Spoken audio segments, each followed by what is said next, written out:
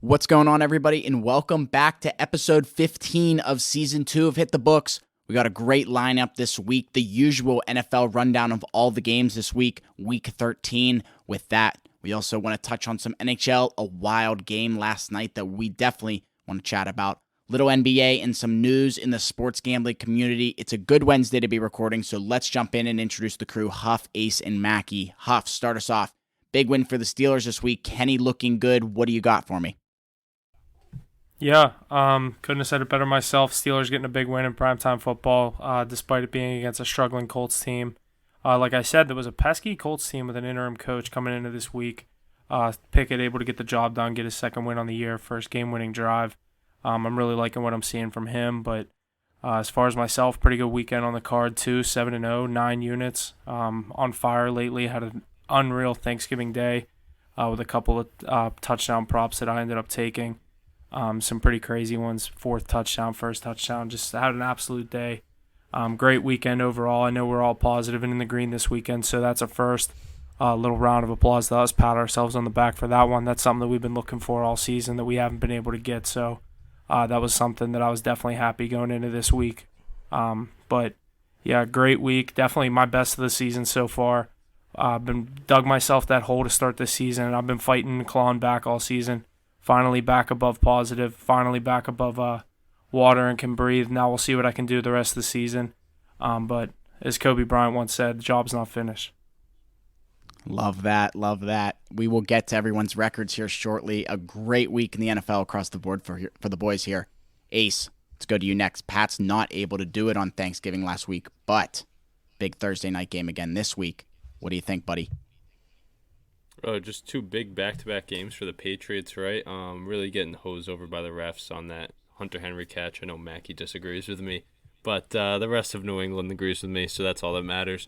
I'd like to shout out Huff for that Kobe Bryant quote right there. It was pretty tough. Other than that, though, the Boston Bruins continue to be the best team in the league. They refuse to lose at home, which is kind of insane. We still don't card that every game, which is nuts to me. But, yeah, other than that, great Thanksgiving. Hope everybody, all of our listeners have one too. Looking forward to another great week. Like Huff said, positive week all around for the boys, which is nice to see. We've really been picking up the second half of the season. So, got a lot of cards rolling. Make sure you're following on all the socials. Max's been crushing it in college basketball. Been killing it with the NHL and the NBA. And NCAA is heating up with both football and basketball, like I mentioned earlier. But, yeah, definitely excited to talk another week here and get it rolling with the boys. Yeah, championship Saturday this weekend for college football, so definitely going to want to look out for that card. I forgot about that. Yes. It's a good thing you said that. It's a big weekend this weekend. Lots of stuff going on. Good stuff from you, Ace. Happy to hear it. Mackie, let's go to you. Your Cowboys were able to do it on Thanksgiving last week. What else you got for me, man? Yeah, Cowboys looked good last week. Should have covered minus 10 points. Obviously, you saw the backdoor cover by Daniel Jones, able to cover the 10 points, ended up losing by 8. But yeah, Cowboys look good overall. We've been killing it in the NFL lately. Definitely the first time we've all been positive during over a week span. So stick with us. Stick with our football picks. We're doing really well. Yeah, as the college football season ends, the college basketball card's definitely gonna be picked up a little. So look out for picks from college basketball. We're definitely gonna want to pick that slate up a little more and get some plays out to you guys every single night. Other than that, yeah, just another week talking sports. You said it, Mackie. Another week talking sports. With that, let's jump into our records from last week, week 12. Terrific week across the board for everybody on this podcast here. Huff leading the pack, going 7-0 plus 9 whole units. A huge momentum boost, morale boost for him on his card. Unreal. Mackie in second, going 6-4-1 plus 4.68 units. Another huge swing there. Unreal. Myself going 6-3 plus 2.86 units. And Ace right behind me going 8-8 plus 1.18 units. All positive, all good. No complaints from me. What do you boys got for that on the Week 12 records?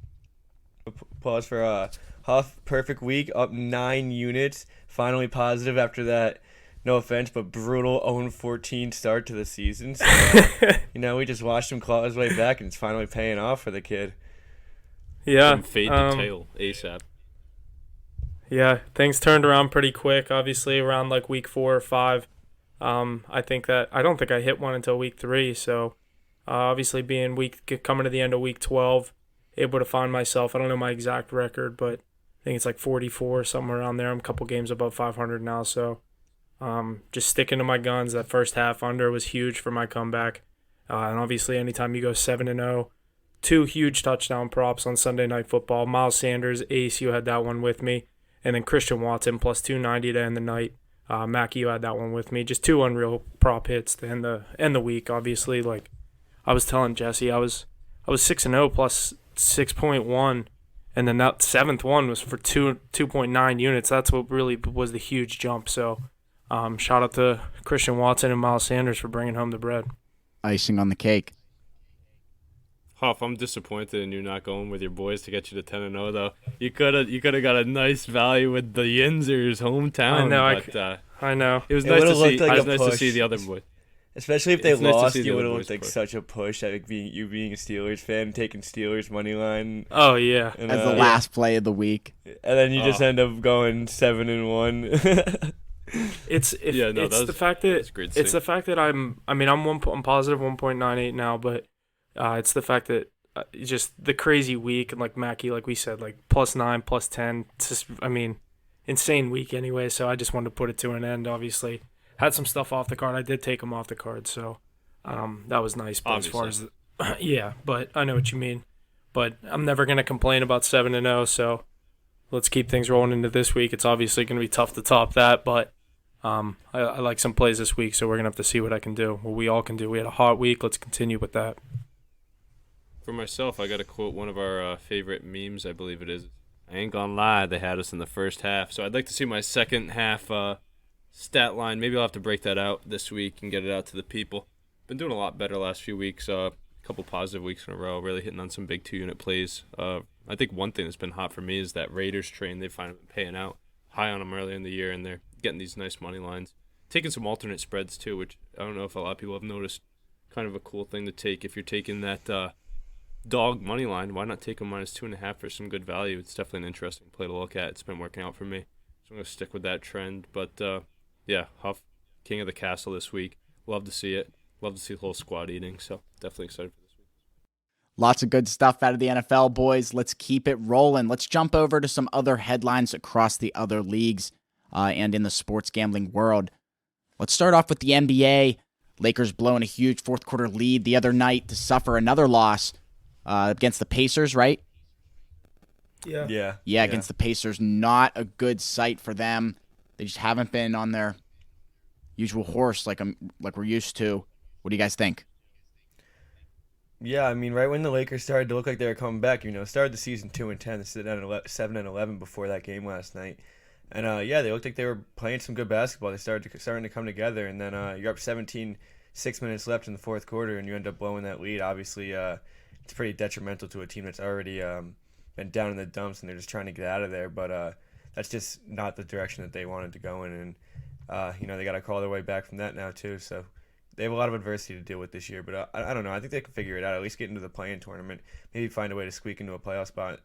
They're definitely not contenders this year. I don't think they just didn't do a well enough job, kind of building around LeBron and AD, and Russ just isn't performing. So I don't think they have the potential to actually go anywhere this year, but they could definitely squeak into a playoff spot.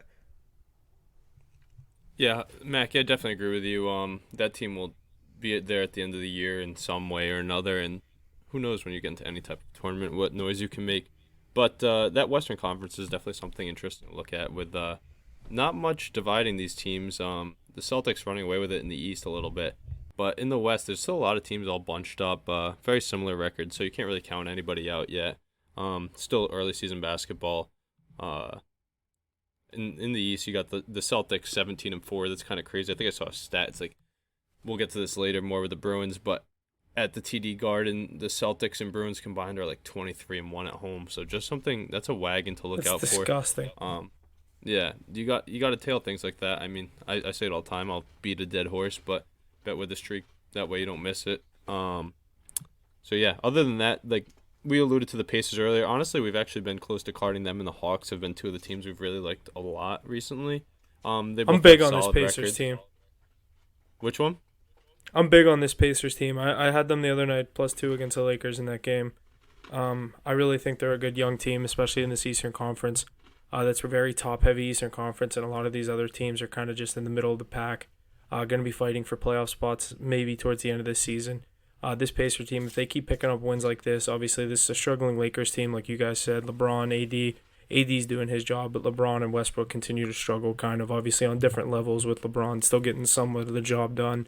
But the team overall, like Mackie, like you said, it's just a team that you're not going to be seeing. You're not going to be watching this team play late in May, early June, come the late in the NBA playoffs or finals.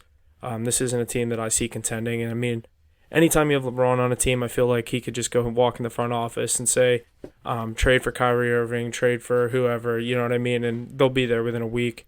But it's always tough to say. But LeBron, I think, like you said, this team will figure it out. I mean, they're 7-11. They have a tough game against a interesting Portland team, in my opinion, too, with Anthony Simons. Mackie, I know we kind of dogged him all summer after he got that huge contract, and he's been a stud.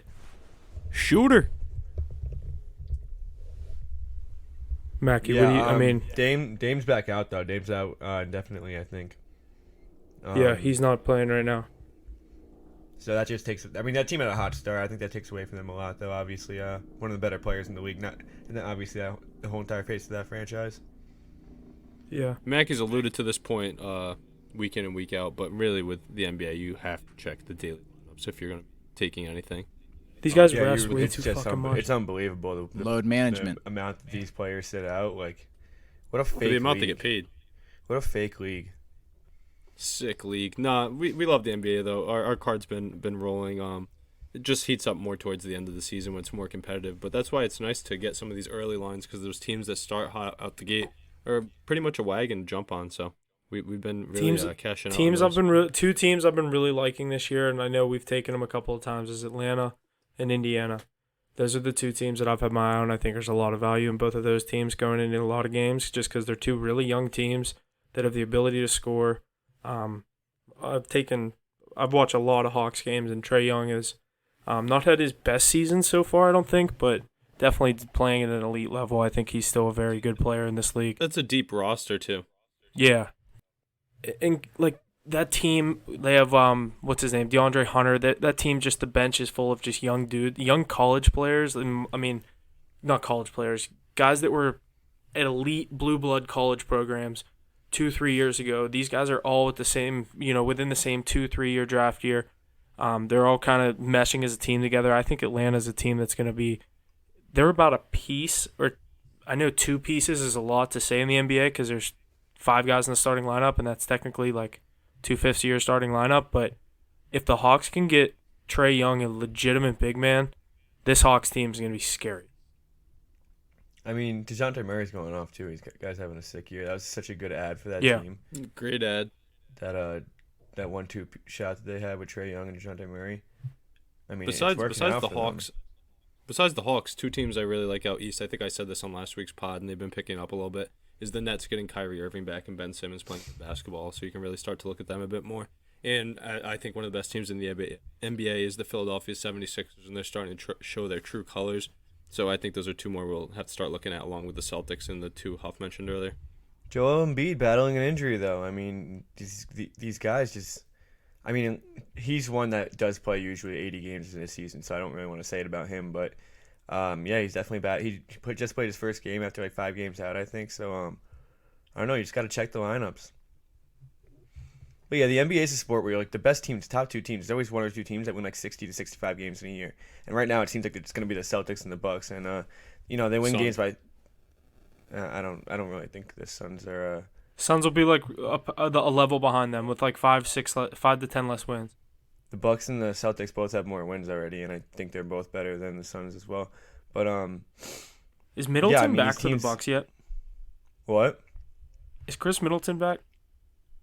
I haven't seen him play yet. I know that Mackie, just to give you a stat check real quick though, the Suns do have a better record than the Bucks. No, they don't. Suns are 14-6. Bucks are 14-5. Oh, you're right. I thought they were both 14-6. Still, that's whatever. It's pretty like damn basically the Close same enough. record Yeah, anyway. yeah. But like, But I just think the Bucks are way Ace, better than the go ahead. Suns. Suns are good. Don't get me wrong, but I don't think they're contenders to win it. I just think the East is Championship. a lot stronger than the West this year. It's more It is. top heavy. I wouldn't say it's stronger head to toe. It's definitely more top heavy. You don't think so?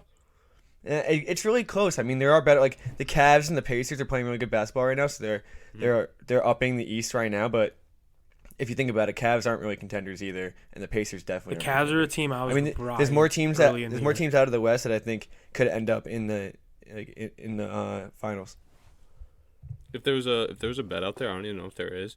If you could take someone now, either East or West, to win the finals, that would be a crazy bet to look at. But I'd definitely go with the East. You have teams banged up like the Heat too. I'd go with the East just because of the Bucks and the Celtics. I think both of those teams. You can definitely bet Bucks, that. Celtics, Celtics, Sixers, Nets. Sixers those are all valid teams. Sixers aren't coming in. They're not winning anything. I don't think. I don't think they ever will. Yeah, I agree with that. But they're right there. They have the roster too. It's just that organization can't figure it out. Their chance was the year that Kawhi hit the buzzer beater in Game 7. What a shot! That was probably their action only shot chance. of all time. But yeah, that's all I got on the NBA this week. Great stuff out of the NBA. Be sure to tune in for any picks that we have on that on our Instagram and Twitter. With that, let's jump over to what's going on in the sports gambling community. Sports betting is now legal in Maryland through all the major sports books. So big props there. Good job, Maryland. Next up, the American Gaming Association is estimating that 20.5 million Americans plan to bet on the World Cup, driving what they will think to be $1.8 billion in total bets. Ace, what do you think about that one?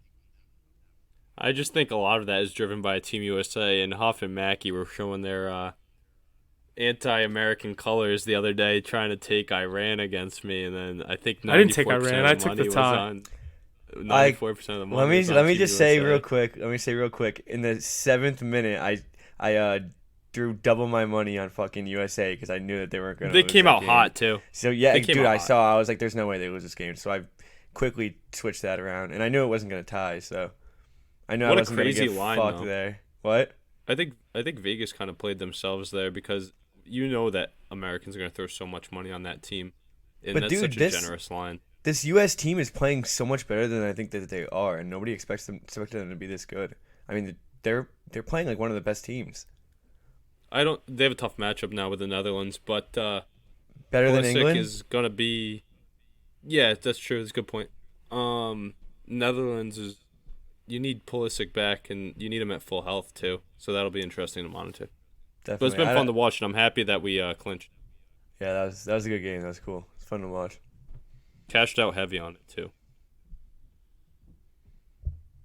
Yeah, lots of good stuff out of the World Cup. Not a lot of good stuff from us, but, it's a fun thing to watch, but I don't like soccer. I'm sick of it now.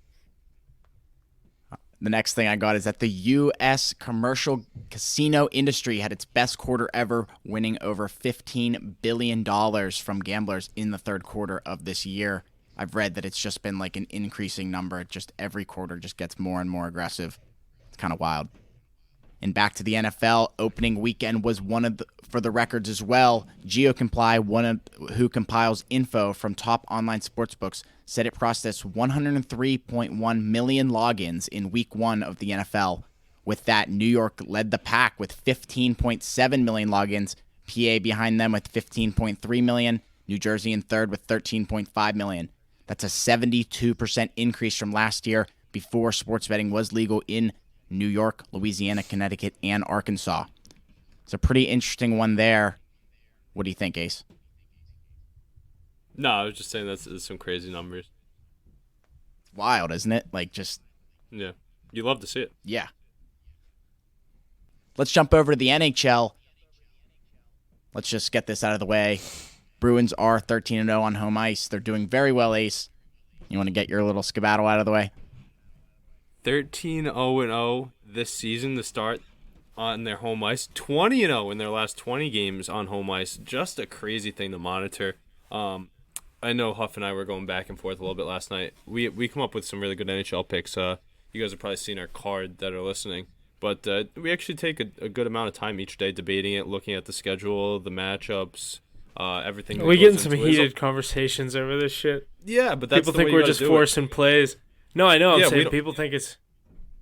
Yeah, it's not forced. Like I think we again beating a dead horse. You have to look into these things. NHL and NBA, so many games each week. You have to look into important things. That's what determines the outcome. Who's starting in net? Where's the game being played? Is it a back-to-back? Whatnot. All of that stuff really goes into it. Then the line itself is another thing that we like to toy with, obviously, with this podcast. But yeah, the Boston Bruins playing the best hockey I've seen in my lifetime. I said it before the season started on the podcast, and Mackie was kind of dogging me that this is the most talented Bruins team we've ever seen. And it's true. When Taylor Hall's on your third line, I mean, not much is going wrong. We're firing on all cylinders and finally at a full roster. So just great to see. It's that coaching change we talked about a lot last week. But definitely everybody should be riding that streak while you can, especially at home. Why wouldn't you? You're getting good lines, too. They're beating good teams.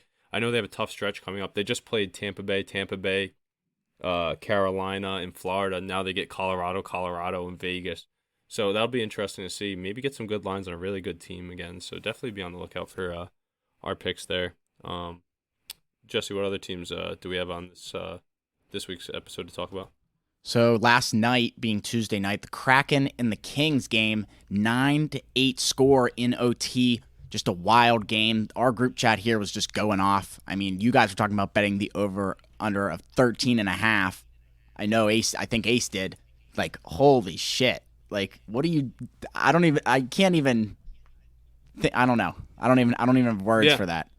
It's a football score. I think a good way to put it last night is there was more points scored than Russell Wilson and the Broncos can put up on any given Sunday. So it was definitely a fun one to watch. I think as Mackie and I were talking about it, we were like, holy shit, it's 4-4. Next minute, 5-4. Next minute, 6-5. We're like, geez, the goals keep flying. And I hope Mackie rode with me. I don't know if he did, but I took 13.5 and 14.5 when the game was at like 12 or 10. And they just kept piling in. They couldn't stop a puck last night. I think Pedersen was 5. awful. Like straight and up Quick shots, let him 5. Straight up shots that I like genuinely think I would be able to make a save on. Like he was literally letting in. It was just shots from the top of the circle. Like, he was seeing clean. I don't know. It was just shout out my boy Matty Beniers though, rookie of the year right there. I think he's gonna end the year with that one. He's been hot lately, so he was really eating last night. Those West Coast teams have a lot of talent, but no back end studs or net minding. So that was definitely a good one. Great hit for us last night to keep the card at 500. Yeah, the Oilers the other night. I think Jesse, we wanted to talk about that one too now. Yeah, we also capitalized on the Oilers. Yeah, honestly, we picked the right one in that Kraken Kings game. After a while, I was like, I don't even know. Who knows what's going to happen? One team's just going to skyrocket off. But plus odds too. You love to see it. Right, absolutely. Yeah. But with last night, we did not hit on Avs going 1-1 last night. But before that, on Monday, Edmonton versus Florida, we hit on that one, -110. A solid hit there to start the week off. Yeah, that was a great game. I don't know if anybody tuned into that one. Huff, did you see that one? No. No, that was it was a good matchup. I think it was Florida Edmonton, I believe, and it went down to the wire. It was 1-1 going into the third, and then with 4.9 seconds left off the face-off, the Oilers tie it up. And then in overtime at home, McDavid to Draisaitl to win it. I saw the highlight on NHL Network. I'm always laying in bed watching NHL Network at night, so I see all those fire goals whenever, obviously, that OT winner. And we were texting about it. Draisaitl, was it Draisaitl to McDavid or vice versa? McDavid to Draisaitl. Yeah, dude, they're disgusting. So They're crazy. I think it's just Mackie and I up at those crazy hours of the night watching the West Coast games. Yeah, always. I mean, that's where you can make some good live bets though. Like really, if I'm being honest with you. But no, great games to watch. I love watching the West Coast teams in the NHL. High flying offenses usually. So, yeah, we've been cashing in on the West Coast a lot. Vegas, and those California teams, and the Kraken, who Huff kind of put us onto them earlier in the year, I believe, and we've kind of been riding them a bit more. They're one of the top teams in the league right now. they're rolling. I don't know why they still scare the crap out of me. I swear they're like underdogs like every game. It's crazy. I think they are. Right. It's crazy. I think, Jesse, you were talking about that loss with the Avalanche last night. One thing I wanted to call out is I think we're going to stay away, and I'd advise our bettors too. If you see Connor Hellebuck in net, one of the best goaltenders in the NHL over the last few On years, his home honestly. ice. Yeah, on his home ice. He had that 40 save shutout against the best team in the NHL. I mean, everybody. You ask any random Joe on the street who's the best team in the NHL, it's Colorado Avalanche. You shut him out on 40 shots, it's a pretty good night. So I would say stay away there. Maybe look into them a little bit actually, but that's a tough team to bet against. Yeah, we missed that one. Yeah, we did, sadly. I think we even talked about it too here on the pod. Just like stay on, like Ace said, stay on those good teams, and the Avs were one of those good teams coming into this season. So interesting stuff there. With some sadder news, Chris Letang of the Penguins suffered his second stroke on Monday. The Penguins front office announced this Wednesday morning he is out indefinitely. Very sad news here for the city of Pittsburgh. Big player here in the NHL. Not ever good to hear something like that. Yeah, and I'm not going to lie. I saw that he wasn't playing last night, and I was pretty surprised. And anytime you hear something like this, I don't know exactly how old he is. He's probably like 33, 32, somewhere in there. I thought he was 35. Is he? He might be up there. 34, Isn't 35. this his second stroke? Yeah, he had one back in second stroke in 8 2014. years. And he said So- he expects to play again. Yeah. Are these just like things that happen? They said to he him that doesn't. They said he's not experiencing any of the minor or any of the major long-term effects that are caused by a stroke. Yeah, I did see that. Like, so, like, obviously, no, like. He still I mean, has dude, full he's a control of everything in his Dude, body. like, so Athletes. here's my thing. Like, I know a stroke's a stroke, but like, this dude's in peak athletic human shape. Like, it could just you're be telling a me blood that cloot. shit. Yeah, like, It's exactly I feel probably like what it is. like those dudes are in such good shape. I feel like that shit affects them differently than it would like me or like one of us. That's like, I mean, we're all like, we're not, you know what I mean, just idiots that just sit around all day and do nothing. But like, you know what I mean? Like, I feel like it's gonna be do you hard. think that actually comes into play when you're talking about I don't stroke? know. Like, I think it does, but like you. But like obviously Letang's just like some hereditary shit or like he has some disease. Definitely wish the best for him. Whole pod well wishes to Chris Letang. Such an integral piece of that team and the dynasty they built. They gave him that big deal in the offseason too, so we're really hoping to see him back on the ice in Pittsburgh soon. Yeah, I was literally just saying the other day that the Penguins should start looking for maybe a defensive piece to bring in at the deadline to play with him, since Dumoulin hasn't really been up to my standards or the standards that I'd like him to be playing at. He should be playing and so much obviously better. you get this news, and obviously it's bigger than hockey. I mean, second stroke in how many years we said, that's crazy for someone his age. We just talked about that, but yeah, it's best of luck to him. Obviously, I mean, I think speak for everyone here, but crazy to hear something like that. And I was most shocked to hear his second one, but I guess that's probably not that uncommon to have a second one if you have a first one at 30, or he was like before he was 30. So, I mean, I'm not a doctor, so I'm kind of just talking out of my ass, but definitely want to get him back on the ice. But if it's this season, that'd be crazy, but hopefully so. Like Ace said, we gave him the big deal. Definitely want to see him back on the ice, but just hope he gets back to well, because I've had some of my most favorite Pittsburgh athletes ripped away from me by injury. Ryan Shazier, number one. Now, obviously, Letang, I just hope he's able to get back on the ice, and this isn't the way that he goes out. So, yeah, best of luck to him. Some interesting stuff here out of the NHL. Keep an eye on our card. We always got plays coming out. Always good stuff there. The card is looking good as of late. So let's move forward. Let's jump into the NFL. OBJ is on the lookout for a new team. What do we got here? The Bills, Giants, Cowboys, a little bit of Chiefs, the Ravens. What do we think? Where do we think he might end up? I You guys think see you see the podcast with Von Miller? Oh, I heard What'd he about say? that. Yeah, well, you guys see Von Miller. He has his show, and Yeah. he has a lot of good people on. He's like, he's coming on down here, I guess. I don't think he's leaving. I don't know. I I think his two main destinations should either be Dallas or Buffalo. Because I wouldn't slowly- go to Buffalo. But he doesn't have to be a big guy up in Buffalo. Obviously, I mean, you could be like that third option that obviously can still play the game at an elite level, and he still has some of the best hands in the league, I bet. But he's not who he was like 7 years ago. So, I mean, I don't. 7 years might even be too long. I don't even know, but he's not who he used to be, and so I think he can go to Dallas and be a check down guy who can get a few yards after carry and shit like that. Or same thing in Buffalo, who Josh Allen can just find so he doesn't have to run the ball as often or something. But I just don't think any other destination. I mean, what are you gonna do? Go to New York and play with Daniel Jones? Like I don't know. I just think those are his two most logical destinations. I understand your theory. I'm surprised that the Buffalo Bills are even in on him. I thought they liked what they have in that mix of that Yeah, wide receiver room. I didn't even think that they were going to be in the question, to be honest. I was just like, I think it's the I like idea Isaiah of- McKenzie.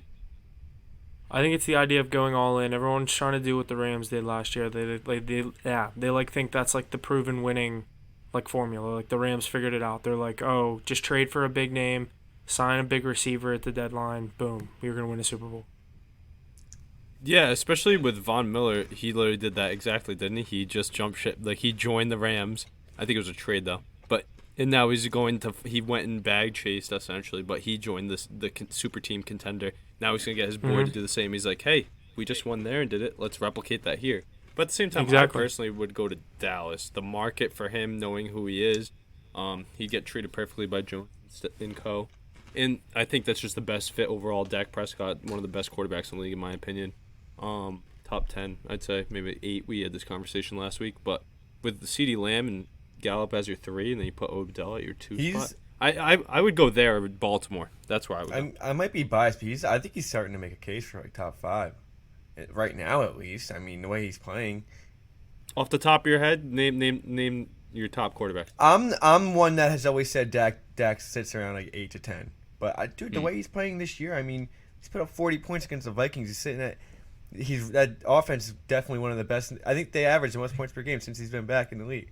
Or what is it? Week 6 he came back or something like that. So I mean, he's putting up the numbers. Top 5 off my head. You got to go Mahomes, Allen, Burrow.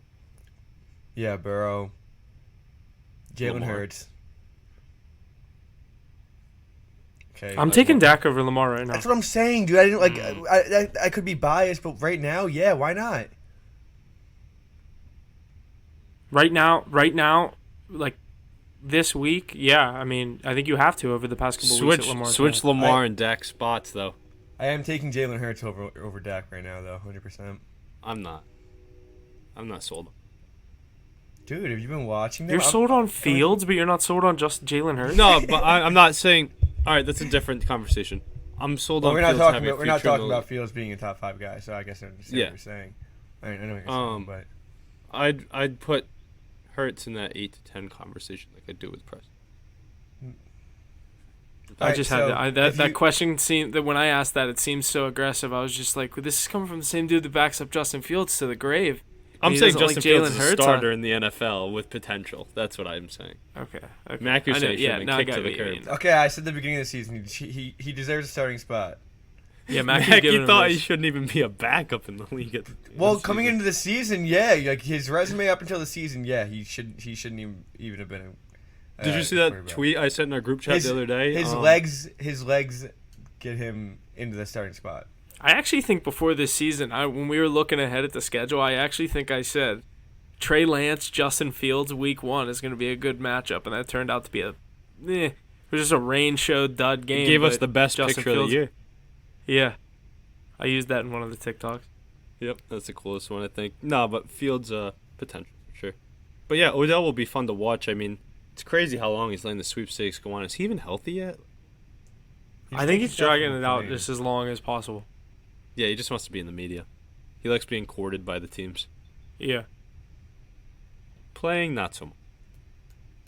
Yeah, like, do you want to play in week 13? Like, all he's doing is waiting and seeing who's getting a bye, I think. Yeah. And I think he should. I didn't even say where I think. I think he should go to Dallas because I think Dallas has not an easy shot, but an easier shot at the Super Bowl than the Bills. The NFC sucks. Dallas is gonna play Tom Brady in the Bucs first round. So Also, do you want to play? how easy of a game really is would that? you rather play in AT&T Stadium or would you rather play in the snow in Buffalo? Yeah. Agree with that. Tough call. Okay, but Dallas is lined up to play Bucs in the first round. Who do you think's gonna win that game? Tom Brady?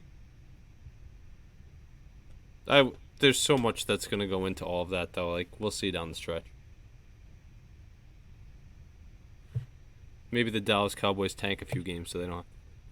They should. The man. Bucks. Yeah. No, Or they can- that's weird. We'll or they talk can about find that a when we way get to to win these this game. games, but the They just NFC gotta- South is strange.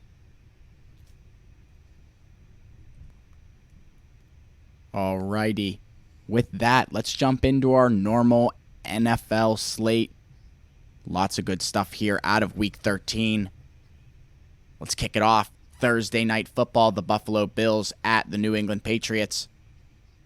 The favorite here is the Bills, only at a -4. Their money line at -188, and the over-under sitting at 43.5. Going to be a big game here, Ace. The trends I got are some trends for the primetime. Jesus. I got some trends here for the primetime under. The under is 5-1 in Buffalo's last 6 games against the AFC, and 6-0 in the last 6 games, 7-2 in the last 9 games overall. So lots favoring the under for this Bills team. The Patriots are 9-2 straight up in their last 11 Thursday home games, as well as 7-3 against the spread in their last 10 games at home. So do we like the Patriots in Gillette Stadium this week? Ace, why don't you kick us off, your Patriots, on Thursday night? Yeah, this is going to be a great matchup. I think Mackey texted it last week after all the games took place. He's like, oof, big game this weekend. I'm like, oh yeah, and I'm ready for it. Bill Belichick is too. And the Patriots are ready to roll as well. They looked really good on Thursday Night Football last week. Against the Vikings. They played their best football of the year, I think. The defense didn't show up, which is surprising considering they've been the driving force of the whole season. But Mac Jones really stepped up, and it's nice to see. I think if they can put that offense together, again, keep it rolling, and the defense steps up like they always do at home, they've been lights out in Gillette, then they really have a good shot at winning. The Patriots, at least their offense is trending up, and the Bills have been playing weird football lately. I don't know if Josh Allen's banged up or whatnot. I know Von Miller's out of the game. A few other injuries on their side. So I do like the Patriots money line here. It's gonna be a good one, I think. Huff's first half under. I know last week the Patriots and Vikings kind of popped off to start the game. Weird matchup. But I think these two teams play close to the vest, and I'm really going to love that first half under that Huff's been riding all year long. Mackie, where do you stand on this Bills-Pats divisional tilt? Yeah, I'm definitely up in the air in this game. You're right. The Bills have been not who we've expected them to be these past few weeks. Josh Allen's making mistakes left and right. He's been throwing interceptions like it's his job. I don't know. I mean, because Patriots got to win this one at home. They're 6-5. You're sitting right outside of a wild card spot right now. None of those teams look like they're moving right now. The Jets are playing good football. Mike White's looking like unbelievable after last week. We'll get into that. But Joe Burrow's playing good football. The Chargers are right on their ass as well. Patriots can't be giving up these games, especially at home. It's a divisional game. You got to win one.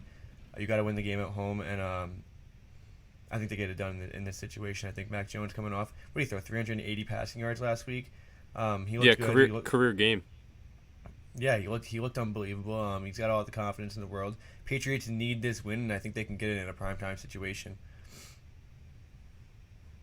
Great value on that line too. I think they're at like plus 155 at plus 4. They opened at plus 5. They're already sitting at 3.5. So it's already moving in their favor.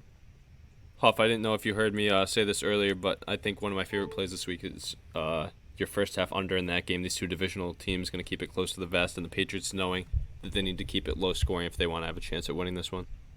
And the trends all favor the unders for the Bills as well, Huff. Really? I saw something the last so many times these teams play each other, the overs hit. As of late, the Bills are very on the under. The under's 5-1. The Bills' last 6 games against the AFC, 6-0 in the last 6 road games, 7-2 in the last 9 games overall. The Bills and Patriots haven't had a true game in a while. If you remember last year, the Patriots won that fluky win game. Oh, yeah. The Bills blew them out in the playoffs. There was a second matchup that I don't recall off the top of my head, but we've yet to see really these two teams go at it with a good output from both sides. But you might be right, Huff. Might be an interesting little Northeast, little rivalry matchup. Do we know what the weather's like? What's the weather like in New England tomorrow, Weatherman Ace? Oh, it's pouring. I hit the mute button. It's pouring here today, so I mean, I don't know. It's literally pouring. It's storming. So if it can keep raining and Bill Belichick can conjure up some more wind, that would definitely be that'd be good for the brand tomorrow. But it looks like it's going to be sunny and cold. Yeah, Cold, high though. of 41, That's good for the low at Patriots. 25. Sunny. Snow, rain. No 0% of precipitation all day.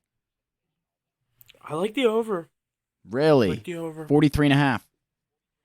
Yeah. Big but Mac Ace, Jones guy. I could see this being how I said, like, I've done that a couple of times. When I think the game's going to go under, I take the first half under because they start slow, and then the teams can come out the first possession of the second half, boom, touchdown. All of a sudden, there's 14 points right there. That first half under, that was, you know what I mean? I'd have it at 20, 21. This game, it might even be lower at like 19. That could hit. 10, you know what I mean? 10-6 in the first half. Bills could come out, boom, touchdown. Patriots answer, touchdown. Like, I know games like this, it's hard to predict, but I don't know. Dude, I like 43.5. First half These total is primetime- sitting at an even 21. These primetime overs have been tempting. smacking ever since the beginning of the season too. I mean, even on Monday, it was Colts Steelers. Who's like, taking that game over on a primetime game? It ends 42 points, I think it was. So what was it? It was 21-17. What, the Steelers game? Steelers? 24-17. Yeah. So it was 41. So that over hit. So I mean, ever since the beginning of the season, everyone had the trend that these primetime unders are hitting. Everyone's already on it now. So now these overs seem to be hitting. And I think this is another game where it could. I mean, both offenses have been moving. So Vegas has it right. Yeah, but be wary though, especially like Bill Belichick knows he needs to play ball control football against the Bills, and I know last week against the Vikings that game started 88 and out the gate, right? Like 2 scores on opening drives by the teams, Vikings and Patriots. I don't see a lot of points on the scoreboard this week. I see maybe a couple touchdowns for the Patriots with like 3 field goals. I see the Bills getting stymied, maybe a touchdown and like 3 or 4 field goals, a big Tyler Bass day. This could be a big over 1.5 field goal prop game. Nick Folk loves putting them through the pipes. He's our most explosive offensive player, so look for him to have a big game. That's never a good thing to say about your NFL team, and there's been a couple points in my Steelers fandom career that I've said that about my team as well. Yep. Nah, it's all play. Jacoby Myers has been upgraded to active for the game too, so that's definitely an interesting piece to see. It'll be a I good like one Kendrick for sure. Bourne. He doesn't play. I know, I like him though. Him and Devontae Yeah. Parker. I used to love Devontae Parker on the Dolphins. Patriots have so many 2s and 3s on their team. They should offload some of them. You know, it's like you don't really know. That's It's like tough. So basically you know, that's basically what the Steelers just did with Claypool, and you guys were trying to get another number 2 in Claypool. no, those guys are 1s compared to who we have.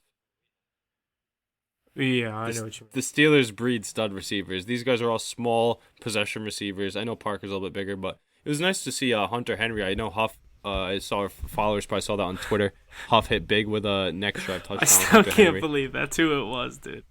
But his first half of the season is like my stats on the card, really dead, not even alive, and his resurrection's been strong with touchdowns the last few games. So definitely might be looking at a prop for him. Should he have had 2? Oh, he should have had 2. I said it earlier. He should have had 2. But what are you gonna do? That's all right. Football gods will get it back in our favor. Josh Allen, he's gonna throw a few interceptions this week. That's one of the plays I might love is a Josh Allen interception. Probably a good line on that too. seems like a biased play. He throws an interception every week though. I was just fucking with you. True. Do you remember when I called that interception by Sauce Gardner against him? I'm calling again this week. It's gonna be Jack Jones. The rookies love picking him off. All right, I'm sick of talking about the Patriots. Let's move on. Yeah, I will be clipping that. Let's move over to Sunday, the 1 o'clock slate, starting off with the New York Jets at the Minnesota Vikings. The Vikings the favorite here at -3. Their money line at -154 in the over-under, sitting at 44.5. The trends I got here are the Vikings have won 11 straight as the favorite. Their money line sitting at -154 this week. And the Jets are 6-2 against the spread in their last 8 games on the road, sitting +3. So what do we think? Those trends sitting in a good spot with this game, I think. Mac, you want to get us going? Yeah, I really like this game because Jets coming off a nice win with Mike White. Mike White looked really good last week. Absolutely tore apart a pretty bad defense. I guess Bears don't have any very good defensive players except for Eddie Jackson in the backfield. But this is a good game. Jets sitting at 7-4. Vikings 9-2. Vikings, if they're not playing the NFC East, they're a top 3 team in the league. So this will be a good game. You're going to see a lot of money coming in on Minnesota, obviously, because everyone's still not as high on the Jets as they should be, I think, sitting at 7-4. But most people don't really think of them as being such a good team. I like them to definitely put up a good fight here. I think their offense is going to be able to move on this pretty bad Vikings defense. It's going to be more of a high-scoring game. I like the over. It's only sitting at 44.5. I think it'll probably move up a little. It's already moved up from 41.5. So definitely more of a high-scoring game, I think. But I think the Vikings going to figure it out at the end. Probably get a win. Could be pretty a pretty tough loss for this Jets team as they're fighting for a wild card spot right now. But this Vikings offense might just be a little too much for them. I think you're on the Jets, are you? No, I'm on the Vikings. See, dude, I like Mike White. I think this is a huge game for this Jets team. The AFC East so tight right now. Saleh knows what he has to do. It's not going to be an easy job to go into Minnesota and get a win. I like the plus 3.5 with the Jets. I think Mike White and the ability, what he adds to that offense is everything that Zach Wilson wasn't able to do, and that's accurately throw a football. And if you asking me what kind of guy I want a quarterback, I want an accurate. I'm not saying Mike White's the next coming of fucking Tom Brady, but compared to Zach Wilson, I really like what he's capable of. And I know this Jets team doesn't have Breece Hall like they did at the beginning half of the year when I was taking them a lot. But Garrett Wilson, this team, they've been able to score points. I really like what this Jets team has done. The defense, I've been hyping up their defense all year. I just think this is a perfect time for Kirk Cousins to slip up and lose a game. But I'm going to give him the points. I like the Jets. We've seen Mike White before though, and he hasn't really. What do you think? He's gotten that much better? He might have just had a good game. I think it's an opportunity thing. Like this, if he wins this week, Zach Wilson is done. Well, Zach Wilson's already done. I think the way he's addressed the media, even just the way he portrays himself, he's definitely he knows he's not getting another chance. He's missing 3-yard dump offs. He's throwing it 5 feet over their head. But I think Mike White is honestly pretty good for that team. That's a really nice gap quarterback. I think he's been very good for this team, and I think he has shown that he can get it done. But I don't want to jump the gun on this guy right away. I think it's a big game. I think it's more of a not necessarily what can he do. It's more the whole team around him, the defense. They know what's at stake. If they want to stay alive in this playoff race, there's a huge divisional matchup on Thursday between the Bills and the Patriots that we just talked about. And if you guys like the Patriots and the Jets win this game, they have the same amount of wins as the Bills. So they're definitely hanging around in the AFC East. I know we've been talking about how elite that division's been all year with these wins, and they keep picking up. But I don't know. I think this is when I was talking before, and I said there's a couple rat games that I don't know why I like them, but I do. This is the first one, and it's the Jets. Yeah, Huff, I kind of agree with you. This is such a tough game. That's a pesky Jets team. They have a lot of good pieces, but so much unfamiliarity. One thing that I keep playing with myself in my head about who I want to take in this one, I'm probably not going to take either side when it comes to that. I do like some props. I'm eager to see the match between Jay Jettis and Sauce Gardner. That'll be a great one to watch on Sunday. But one thing I do think about is both these teams should be due for a loss, so you can't really even use that narrative here. But the Patriots handled the Jets twice. I know that Zach Wilson started, but if the Patriots can handle them twice, both in their stadium and at home, and the Patriots just lost to the Vikings, therefore the Vikings should handle the Jets. I'm not leaning aside, but I do think the Vikings cover the 3 here. Not taking one. This might be a prop game, but not even at the same time, because I've said it before on this podcast. This Jets team's scary. This is a stay-away game for me. Maybe it changes and I get Vikings -3 stuck in my head and I just stay with it. But like Max said, a lot of the money's going to be there. And this Jets team is pesky. A lot of good pieces on both sides of the ball. And it's a gritty team led by Robert Saleh. So it's a stay away from me. But it'll be a fun one to watch for sure. I think this is a really good game to try to live bet on because if the Vikings go up 7-0 on the first possession, you're getting the Jets at +10, +8.5. That's obviously a whole different ball game than +3. And Mackie, I think I texted you last week when the Packers were playing the Eagles. You said, "What side are you leaning?" Because I didn't take any side, and I said I'm going to wait for the Eagles to go up 7-0 and take the Packers +10.5, and that's exactly what happened. That's exactly what I did. That's a Some nice some of these Sunday night games, I'll literally just wait for someone to score. I mean, unless I give a pick on the spread before, but like if I don't take anything on the spread, I usually just sit around and wait for the best time to buy in, and I'm like, all right, the Eagles are good, but they're not beating them by 10. This game's been so back and forth that, you know what I mean? They're hanging with them. There's other weeks like I can't necessarily think. I think it was the Steelers against the Dolphins. They went down. I got the Steelers that game at like +13. I already had them at +7. There's a lot of games that just like I always say, these when you get that many points in the NFL, it's so hard for teams to cover that in prime time. Good stuff out of that first 1 o'clock game. The next one we got is the Denver Broncos at the Baltimore Ravens. An interesting spread here at 8.5 points in the Ravens' favor. Their money line sitting at -400 in the over/under sitting at 38.5. I don't got any trends here, so let's pass it to Huff. Huff, what do you think? Broncos and Ravens here, another 1 o'clock matchup. Yeah, obviously I don't even want to call them my Denver Broncos anymore. They just keep losing. Ross, obviously last week, AC sent me the thing. He was ranked the 33rd best quarterback, and there's 32 teams in the NFL. So that's not a stat that you want to see coming for a guy that you paid $250 million to come over and be your supposed franchise quarterback. An interesting line coming in this week against Baltimore. Baltimore, they haven't been able to cover a 3-point spread the past couple of weeks, let alone an 8.5-point spread. I do like the Ravens here. I'm not going to take it, but I don't know. That Broncos +8.5 is very tempting, and I would not be surprised if I'm jumping on the Broncos. I just feel like it's sooner or later. I don't know. I think I'm now jumping off the Broncos is when they're going to hit, so I might just stay with my boys. 8+8.5, I kind of like it. So I don't know. This Ravens team, it's at home. It's an ugly pick. You guys are going to say, how can you keep picking this team? It's just kind of the same thing that I said about the Giants and the Jets. Whenever I jump off is when it's going to lose or keep hitting kind of thing. So at this point, the Broncos are just that kind of team. I'm going to keep riding.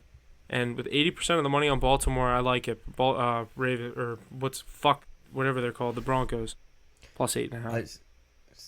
I really love the Ravens here, but I can't bet on that team anymore. I mean, the amount of times this team has screwed me, and I didn't even take them last week, and I would have killed them. Or I would have. I don't even know what I would have done if I had them last week. They blew another game. I had the Jags. Yeah. Don't worry, I had them. Yeah, well, yeah. At least it screwed one of us. But Broncos, on the other hand, another team you can't bet on. I just don't see this team generating any offense, and that's the problem with the Ravens. Yeah, I won't touch this game. This is a bad game. The problem with the Ravens is that they give up touchdowns at the end of their game, and Russell Wilson is not getting in the end zone. He can't. He hasn't done it all season. I think he literally still has more bathrooms in his house than touchdowns on the field. So, I'm not taking. I can't pick a play on this game. If I had to pick a play for the sake of conversation, I love the Ravens -8.5, but I will never throw my money on them again for at least the rest of the year. Yeah, Huff. Another trip I got to throw your way. I don't know how the Broncos are going to cover 8.5 points when they put 0 on the scoreboard every week. So, yeah, that's how I'm. The Ravens are. I don't. When's the last time the Ravens have scored more than 20? They're not going to need to. I don't think they do either. I don't think that the Broncos can do much at all. Like, they released Melvin Gordon. I don't know why. That's a weird team. I just want people to be fired. I want that team to be scrapped. I mean, they're going to run it back with Russ. Obviously, next year it's what they have to do. But yeah, I'm going to take the Ravens maybe in a money line play or it's the right thing to do. You got to get hacked the fuck out of it. I love being able to tease the Ravens this week to 2.5. That'll be my favorite play. Maybe you'll see that in a 2-teamer for me. If you can get the Ravens at 2.5 with the Justin Tucker leg against the Denver Broncos, I think they're in the Baltimore's going to be salty after that loss last week, too. They're going to come out rolling. I love Lamar to have a big game. It's his contract year. We were talking about him being an MVP, pegged him as that, and this is one of the best teams in the league. They'll get back to it. That's going to be a playoff team come the end of the season. So I think they handle Denver easily. 8.5 is just way too much for any football team. Backdoor covers scare me. So it'll be a tease down to 2.5, most likely.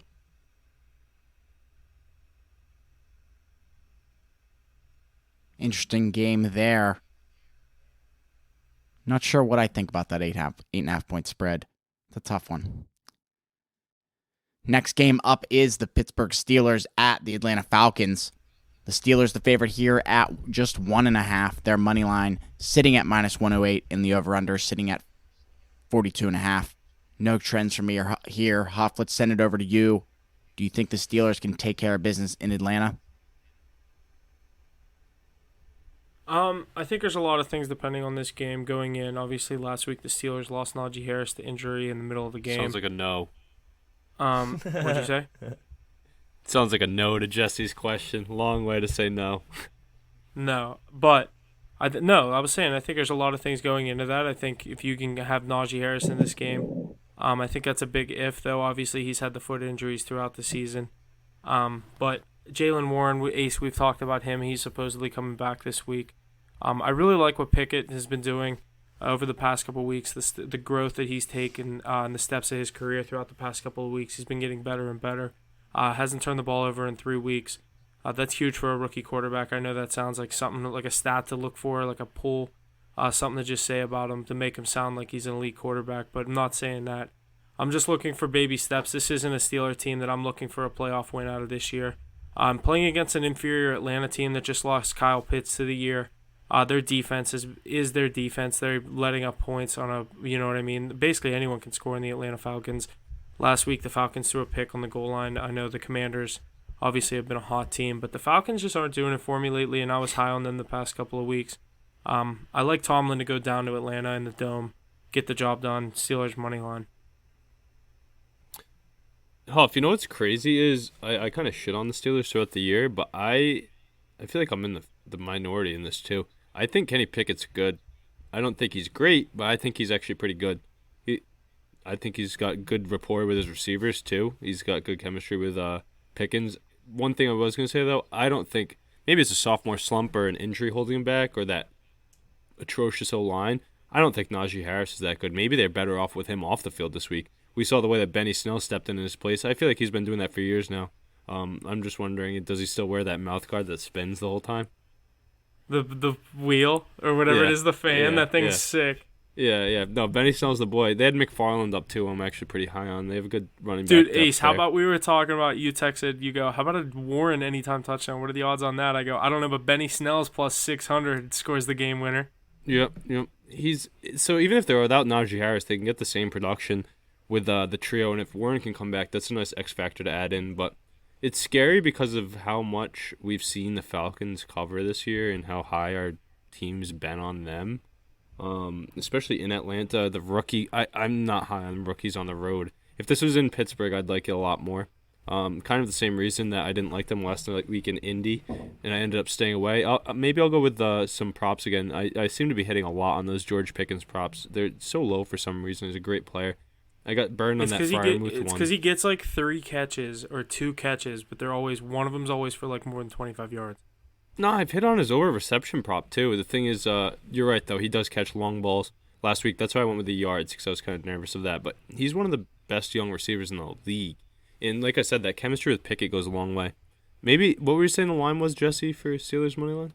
Steelers money line is at -108. They're technically even money with the Falcons. I'm surprised at that line actually very much. I don't know about you guys. I thought they'd be a heavier plus, maybe like plus 160 in Atlanta.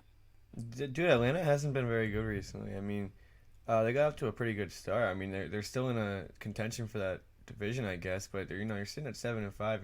Had a few tough losses recently. I think they're 1-4, 1-3. 5-7. What? 5-7, not 7-5. Yeah, 5-7. My bad. But I think they're 1-3 in their last 4. The only thing that I am leaning their way a little is that they're definitely a different team when they're on their home field. I think they're 4-2 on their home field this year, which shows that they can get the job done in their dome, whatever they have over there, Mercedes-Benz. The place is huge. I wouldn't even know what you would call it, but Mariota's been kind of just doing enough to get it done at home. I mean, this is definitely a different team though with T.J. Watt. They're 2-1 with him back. You had a tough loss to a obvious divisional opponent in Cincinnati Bengals. But this team has a lot more confidence. Kenny Pickett playing with a lot more confidence. Ace, I like your take on him actually being a pretty good quarterback because he looks confident out there. He gets first down after first down. He's playing good football and he looks comfortable and he looks like he can get the job done for this team. I don't really know which way I lean this game. I kind of like both ways. I think this Steelers team is a lot different with TJ Watt, and I think the confidence is there right now. So I like this Steelers team to get it done this week. I think this Falcons team is kind of falling off the wrong edge of the cliff right now. So I like the Steelers to get another win against a pretty shitty opponent this week. I would lock this in if the Steelers were plus, and they're not. So I'm gonna stay away, sadly. But I think the Steelers do get it done. But it's a must-win for the Falcons, which is so scary. Not, I mean, they've been in that situation before, and have they ever come up big? Yeah, you're not wrong. But I mean, kind of back to what you're saying. Kind of, I don't know why I think this is a pick'em game. Is the offense for the Steelers just kind of been rolling the past couple of weeks? You put up all those points on Cincinnati. 24 points on primetime Monday Night Football road game. Pickett the game-winning drive. This offense has been scoring points. They're finally getting balls downfield. Najee has looked better. I know, obviously, we just said he's going to be injured and miss this game, most likely. But I don't know. Pickett is able to get out of the pocket and extend plays, get down. He's able to use his legs, get a first down. I really like what he's been able to do. He's a fun quarterback to watch week in and week out. And like I said, towards the end of this season, please draft an offensive line. That is all I ask. And I know they're going to pick a linebacker, but here's me right now in November 30th, 2022, 5 months in advance. We need a lineman. They're not going to get him, but get Pickett and Najee his protection. So people like Ace, like, you're not the only one saying that. Like, there's a lot of people around Pittsburgh. They're like, I don't think Najee's the guy. I'm like, dude, they got fucking Joe Schmo playing left guard. I'm like, you can't run behind that offensive line. And it's crazy that Pickett's doing what he's able to do. Also, pump the brakes. It's a sophomore season. We see sophomore slumps all the time. Injury-riddled, bad O-line. You're right. But something Mike Tomlin, Steelers brass, if you can hear me, you can't replace Ryan Shazier. Stop trying. And Devin Bush was the biggest reach in the world. That's my 2 cents. It's just another 1 o'clock game on the slate, but I'm hoping for a Steelers W there. We'll see what happens in Atlanta at 1 o'clock. Next up is the Jacksonville Jaguars at the Detroit Lions. The Lions are the favorite here, just -1. Another pick'em at -108 money lines piece, and the over/under sitting at 51.5. No trends from me in this one. What do we think? Trevor Lawrence. Mackie, why don't you take us away on this one? What do you think Trevor Lawrence can do this week? I think he's kind of heating up. He's been doing all right the past few weeks, getting some points. What do we think? Yeah, I don't know. This Jags team started off well. They had a rough middle of the season, but they're starting to pick it back up again. Obviously, a crazy win last week against the Ravens. They ended up going for 2 after tying it with like 12 seconds left or something, converting. Nice win. Obviously, Ravens blew it as always. But I don't know. I was surprised to see this line so close, so close to a pick'em. I really like the Jags in this situation. I just think that they're trending in the right direction. Lions pulled a few wins out of their ass for the last few weeks. Jared Goff looks a little better. The whole team just looks like it's gelling a little better. But I just don't think that they're on the uprise at all. I think they're kind of stuck as one of the lower teams in the league. Whereas the Jags have a lot going for them. They're a young team. They're finding themselves a little better. Trevor Lawrence is playing confident football.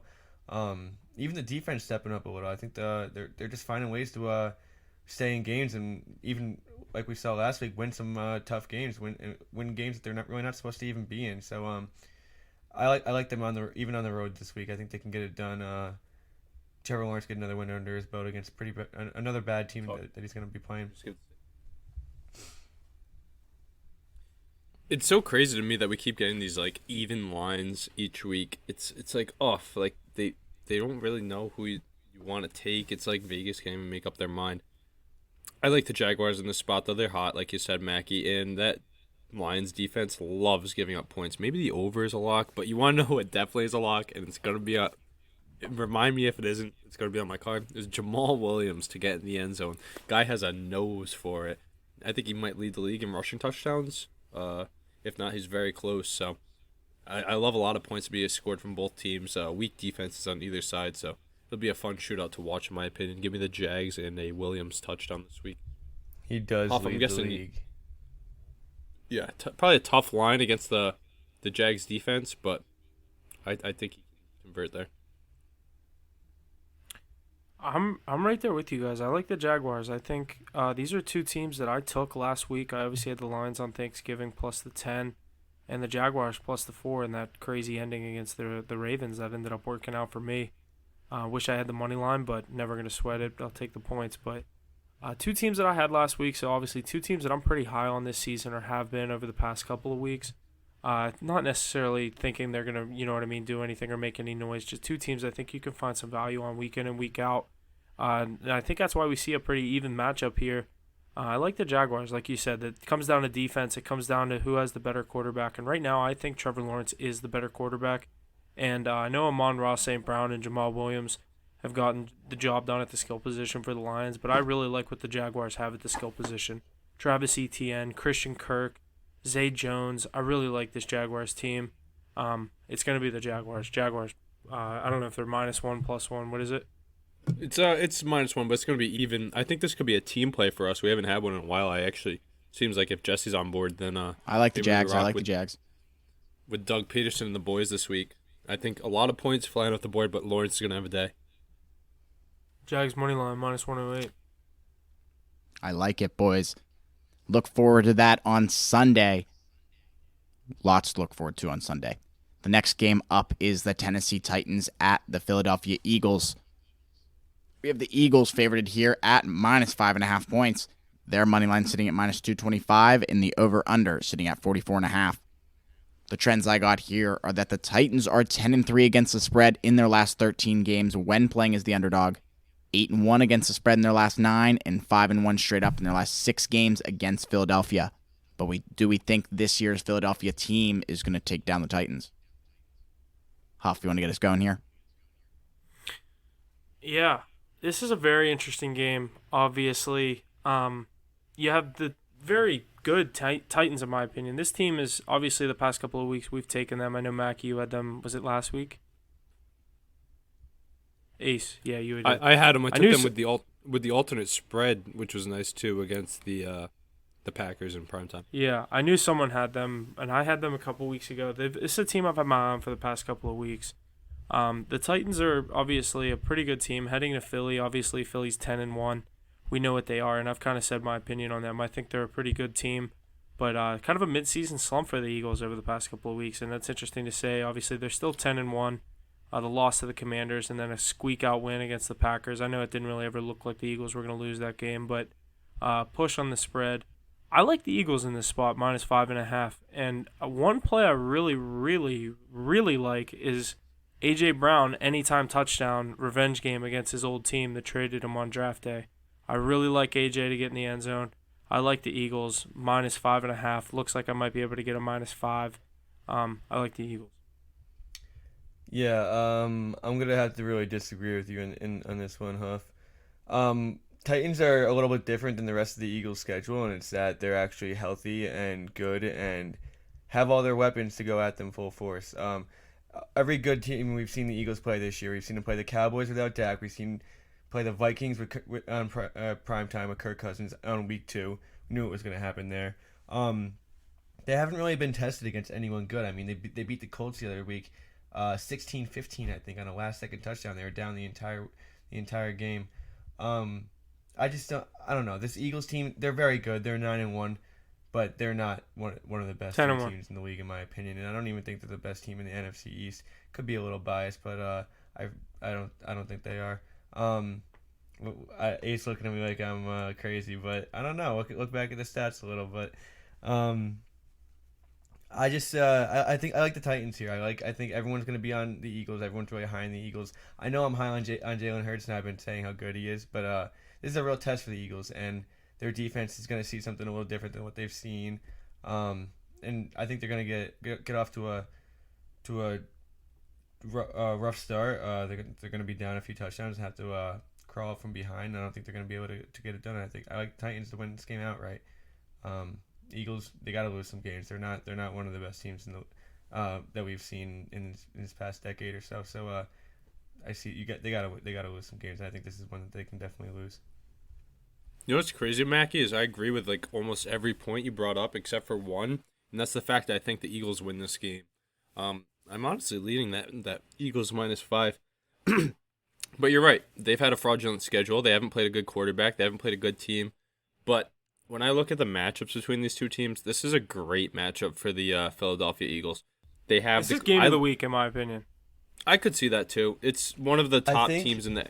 This is the reigning AFC regular season champion going up against one of the hottest teams in the NFL. But when we look at it, let's break it down for a second. Derrick Henry's the best offensive piece on the Tennessee Titans, right? Look at that front seven for the Eagles. They have the defensive tackles. They have the big guys up front to stop the run. Then you go to the secondary. I know Jesse's taking a prop on Traylon Burks. I'm really high on him too. He's one of my favorite rookie receivers. Obviously, they traded A.J. Brown and took him to fill that role. But he's going to be clamped this week by Darius Slay.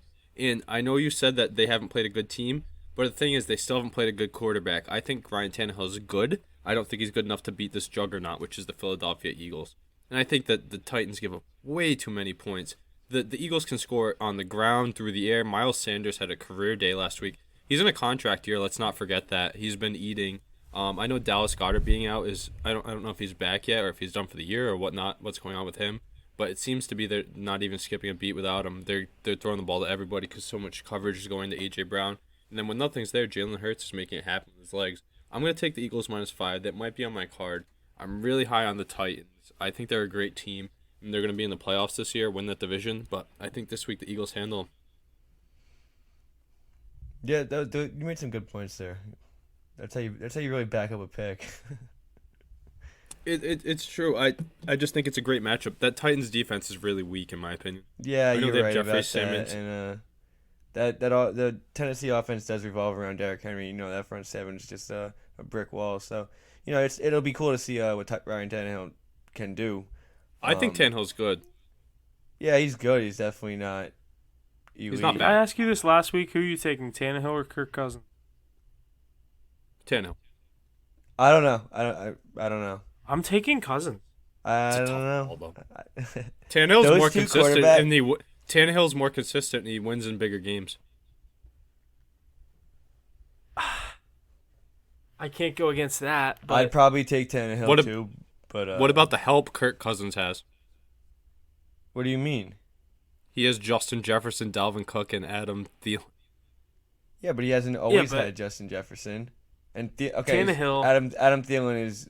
Come on. Didn't he have Diggs and Thielen before? Like, come on. That was before Diggs was really Diggs, though. Diggs wasn't.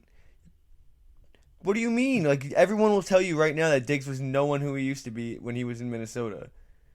I love him. when he was on Vikings have always had a Minnesota, but I great might have been- defense up there too, though. That Titans team, he hasn't had, besides Henry, what has he really had to work with? Kevin Byard and Justin Simmons on the side of the ball.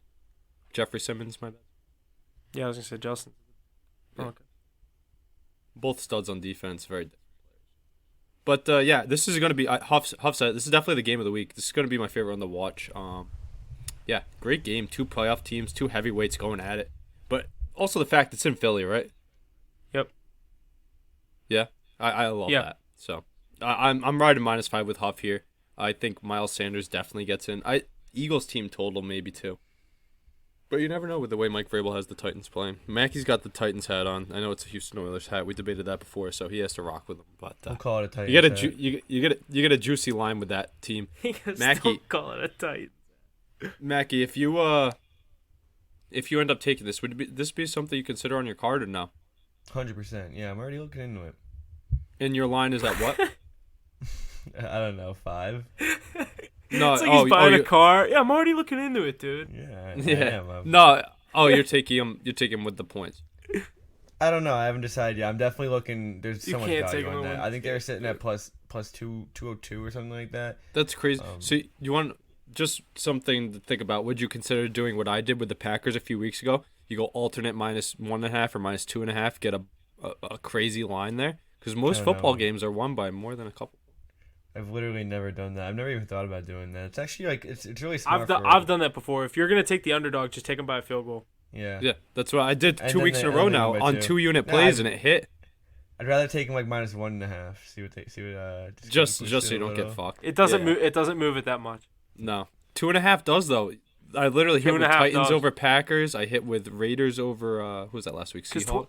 It's because like there's common scores by 2 points that we don't Yeah, even realize. very. Like 23, 21, 19, 17. Or like we saw Trevor Lawrence against the Ravens. Going Yeah. for 2. Yeah, no, Going you're for right. 2 You're right. and There's then one. oddities. Obviously, it's not a foolproof plan, or else everybody would do it. But you get a Everyone really would do it, juicy yeah. line. You get a really juicy Yeah, line. Why you're not wrong. look into You're it? not wrong. Yeah, if you really look at underdog, it's literally you might as well take them by a field goal.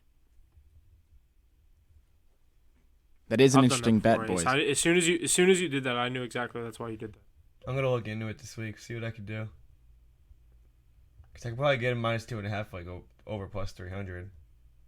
Like I could look at that with the Patriots this week too. I'd say 270. Yeah, it doesn't Patriots bump it as support- much as you yeah. think. Patriots will go from 155 to maybe like 195 if I take them. No way. Yeah, yeah. Minus Yeah. 2.5.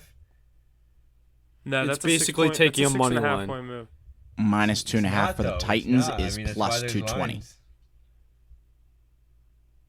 Did you hear that, Mackie? Say again. +2.5 for the, or sorry, -2.5 for the Titans is plus 220. Yeah. See, I don't see that. I don't think there's any value in that play at all. Yeah, at that difference, I'd rather take the money. Yeah, just take the money line. 100%.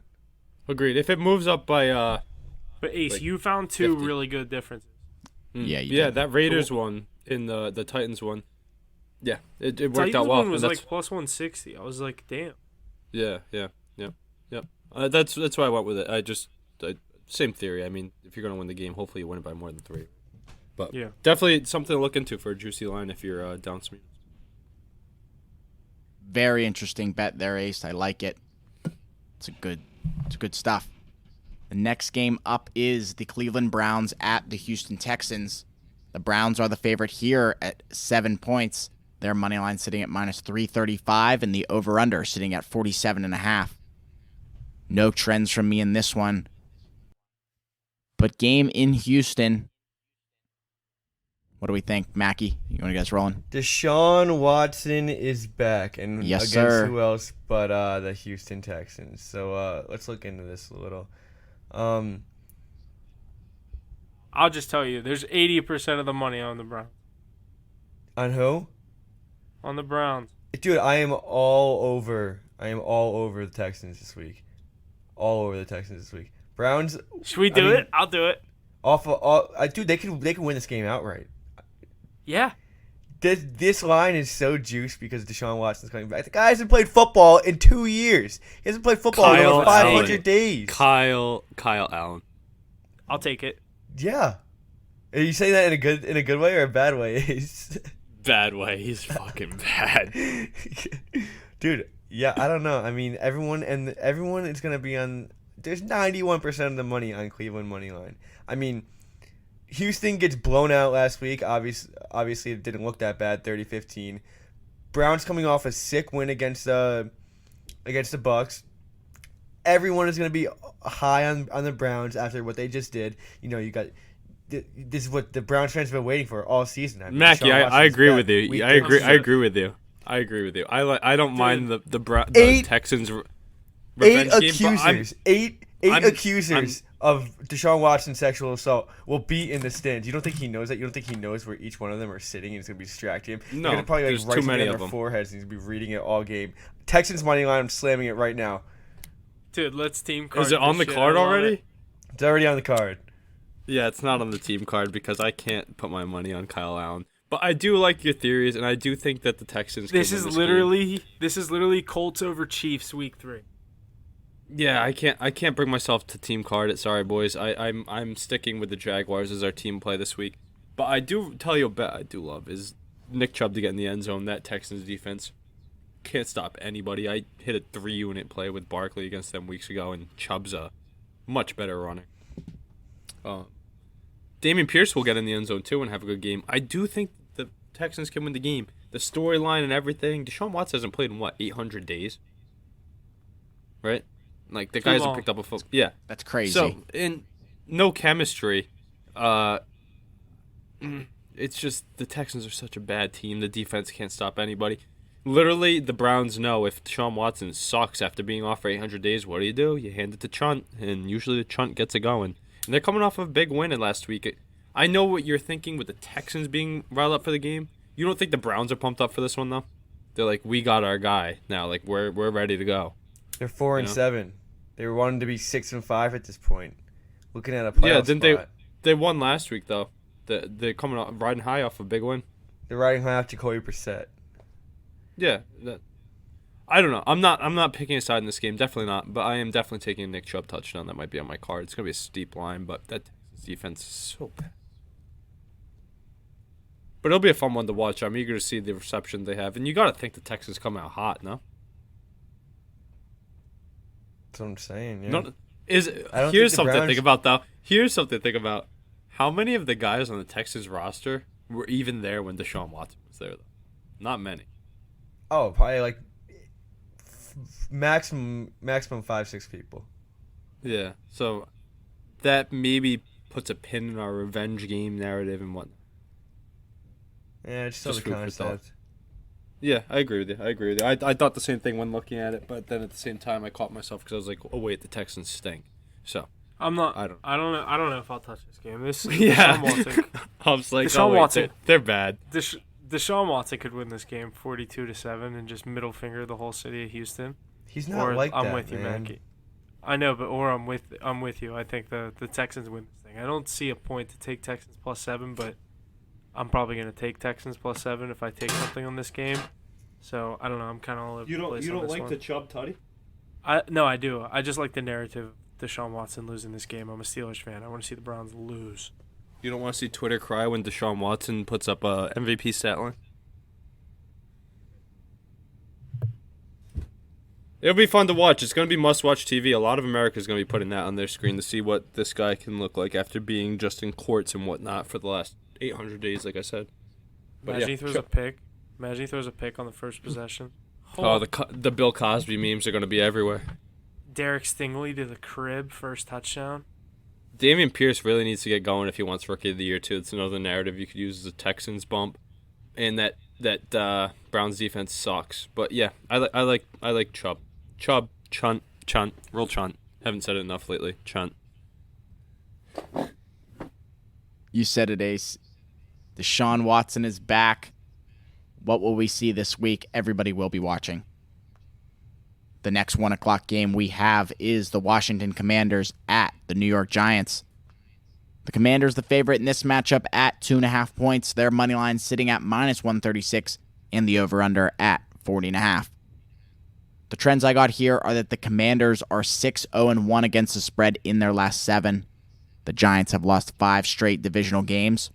And the Giants are 0-7 against the spread in their last 7 games played in December. The trends are leaning towards Commanders -2.5. Get us going on this one, Ace. Yeah, I'll tell you what. This is one game that will not be on my TV on Sunday. But a big game nonetheless in the NFC East. NFC East, I mean. They're big game in the standings, whatnot. Mackie, very angry at that comment. Whoa. But these 4 teams in that division are really good at beating each other and stacking up the wins, so I don't think there's too much there. Crazy to me that the Giants are underdogs at home against the Commanders. I mean, Taylor Heineke been playing good football. I know Mackey's really high on him, but I don't see how they can be underdogs here at their home stadium. I'm coming in, I was like, maybe I'm gonna stay away. Maybe I lean Commanders, but seeing that, I love the Giants. Plus, this is a spot. Jesse, if you could real quick, could you get me that -2.5 on the Giants line? I know they're sitting at +115 on a money line, but with all the weapons they have and the way they've been playing, they're not going to let their season slip through the cracks with a loss at home to the Washington Commanders. So I'm definitely going to be looking at a juice spread for 2.5.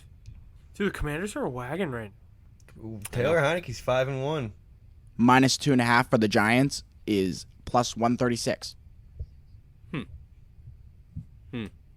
I might be taking that. I might be taking that. I've been against the Giants a lot this year. I've talked trash on them. Mackey loves talking trash, so I'm saying they're the worst, whatever record they are in the league.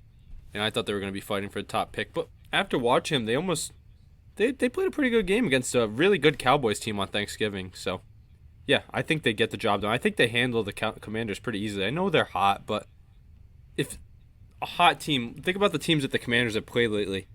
They won that Eagles game, right? It was a divisional game on the prime time. Eagles were due for one, probably a trap game. But I love the Giants this game. I don't know. Let me hear what you guys have to say about this. I love the Giants here, though. I don't know. I'm kind of on the opposite side. I kind of think Commanders is a wagon right now. I don't know if I can go against Taylor Heineke and Brian Robinson and Terry McLaurin. This defense just got Chase Young back. I really like what the Commanders have been cooking up over the past couple of weeks. Last week, I actually almost took the Falcons plus 3.5 with Jesse. They end up throwing an interception on the goal line. But this Commanders defense is no joke. They're back to that kind of stigma that everyone said where everyone was like, Washington has a pretty good defense, but their offense can't do anything. Their offense is getting the job done. I know they only scored 19 points last week, but I don't know. I don't hate the Commanders in this spot. I don't know if I'll take it, but I don't hate the Commanders here. I just really think this is going to be a good game. Ace, you were saying in the beginning that this is a game that will not be on your TV, but I think this could really be a shootout. I mean, both teams, both offenses have been really performing. What do you? I don't really understand the hate on this game, but The Daniel Jones Taylor Heineke shootout. I don't think I've heard that. Taylor story before. Heineke's 5-1. He's doing better than Mac Jones is over there in New England. But what's even the most records- yards? Keep talking. I'm gonna pull up a stat real quick. Okay, Mac Jones finally throws for 380 yards. Now you're like, oh, look at how many yards is Taylor Heineke throwing for? No. Regardless of Mac Jones, Yeah, I you just would have never, before Mac Jones threw 380 yards last week, you would have never said, how many yards did this quarterback throw for, comparing them to Mac Jones. Oh, Mac Jones probably never Mac thrown Jones has 300 yards played. before. Mac Jones has played terrible. I'm not comparing him to a Jones quarterback. I think I've said this on the podcast before. If you have a quarterback with his last name Jones, you're in trouble. But yeah, I think regardless of that, the Giants will get it done. But yeah, I just want to pull up these stats real quick. I think Taylor Heineke is a good quarterback, but statistically, he doesn't do too much. I've always liked him ever since he had that very gutsy game against the Bucs. Remember the Bucs Super Bowl run first week of the playoffs. They played the Commanders or Washington football team at the time, and Heineke stepped in and had a great game and almost won it for him. I do like him, but I don't. He doesn't bring much to the table. Yeah, Let me see well, this when year. he- All right, so since he started, you ready? He's thrown for 138 yards, 190 yards, 200. That's a good game for him. 140, 269. That's pretty good, and 200. So that's a mixed bag. But in a divisional game, I don't think he's doing much. I really don't see how they put points on the board against this Giants team. I think it's such a big game for the Giants season. You think that the Giants are going to let this season slip away with a loss to the Commanders? Such a crucial game in the standings. No, for they'll both be of them. sitting at 7-5 and still be in a playoff spot when they lose this game. Dude, the Commanders are just genuinely. I just think that they're better. You're saying you don't know how they're going to put up points. They have never had a problem putting up points, even though you're saying he's not throwing for that many pass yards. Granted, he's not 140, 160, whatever. That's baby numbers, obviously. But he's 5-1. It doesn't matter how he's getting the job done. It matters that he is getting the job done. And like Huff said, you're getting Chase Young back. This whole entire team is coming together. You're looking at a playoff spot right now. Nobody has more confidence in the world right now than a quarterback who's 5-1 sitting in a playoff spot with a team that was 1-4 with Dan Snyder in allegations, who had no talks about winning football games. So, I mean, this team is just as high as possible right now. They look like a better team than the New York Giants.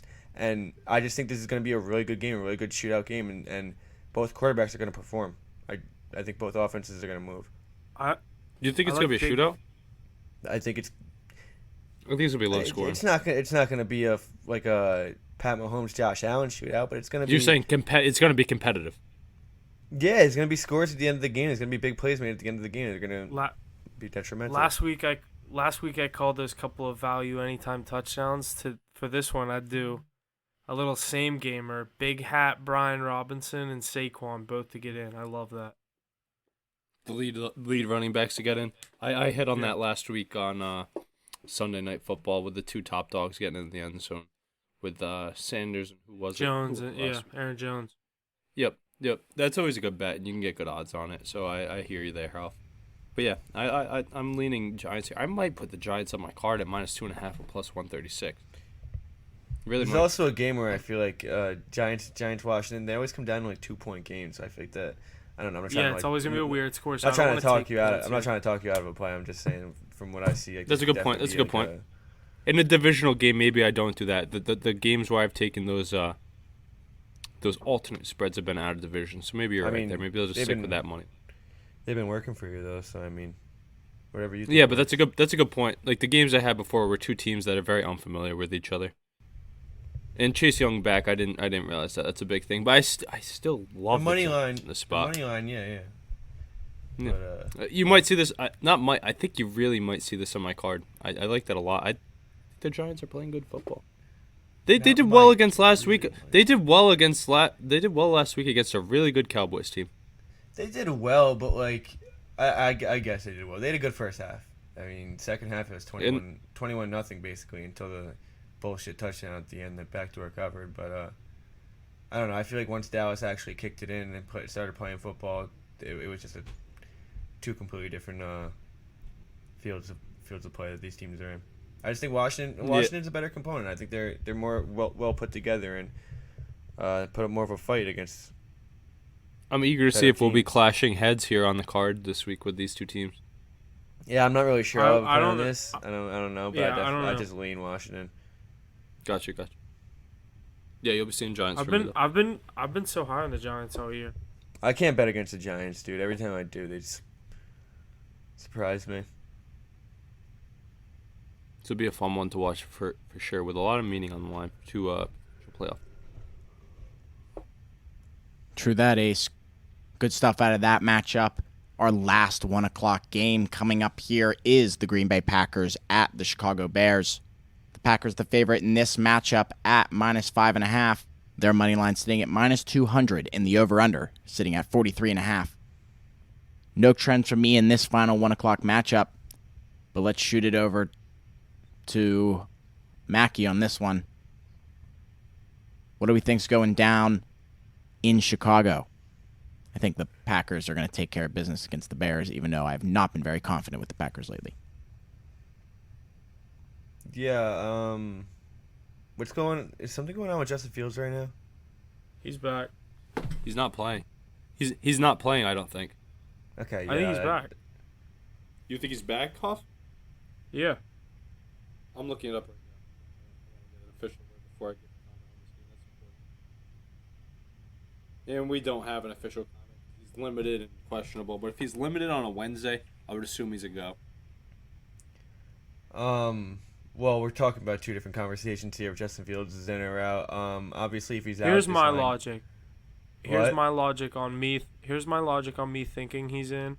He's projected 24 fantasy. Okay. I think on this side, I think if he was a game time call. Like that logic. No, Mackie was pissed about that. He's like, I'm not even that thinking was, about that. that was just kind of that was just not relevant for me at all. No, but all right, Mackie. Here's another thing that might sway your opinion of Fields being in the game.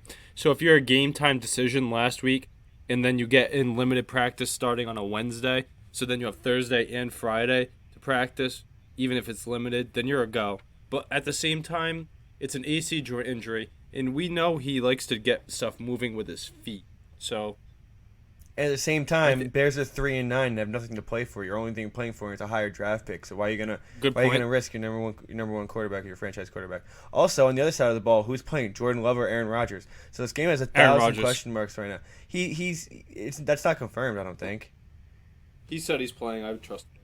And Well, let me even look so, it takes one bad hit to his stomach again, and all you got, and here comes Jordan Love, and it's just a lot of game. It's a game with a lot of question marks. So I don't really know what to say on this game right now. I mean, I guess with every question in the air, I'm loving the Packers because the Bears are just a brutal organization without Justin Fields. But I mean, so many question marks in this game right now. Ace, what do you got to say? So I just read the report. So Rodgers said he's good to go and he got good results back from his test, and LaFleur said the same thing. And they said that it was a plan, did not participate in practice today. I mean, he's been in the league forever. He doesn't need to practice. But at the same time, I think he's more likely to play than Fields, but I think we're going to see both of them. I really do. But the injury thing, like you said, one bad hit, one miscomfort, and these are two important guys with a lot of money tied to their names that they're right out of the game. and these two teams really aren't playing for much. But we have to think if Aaron Rodgers is a go, he's going to light up that Bears defense, right? Yeah, I mean, it can go both. If Justin Fields plays, he can light up that Packers defense as well. But I just really like the You Packers think? points here. I just think that, yeah, I mean, Packers have been giving up points too. It's not like they've been. I know they had a lot of hype coming into the season. And obviously, that whole Packers team had a lot of hype coming into the season. But they both, obviously, both the offense and the defense have not played up to their potential. And this team just really isn't playing for much right now. I think a divisional game like this, both teams could just be airing it out. Could be more of a high-scoring game if everyone's healthy.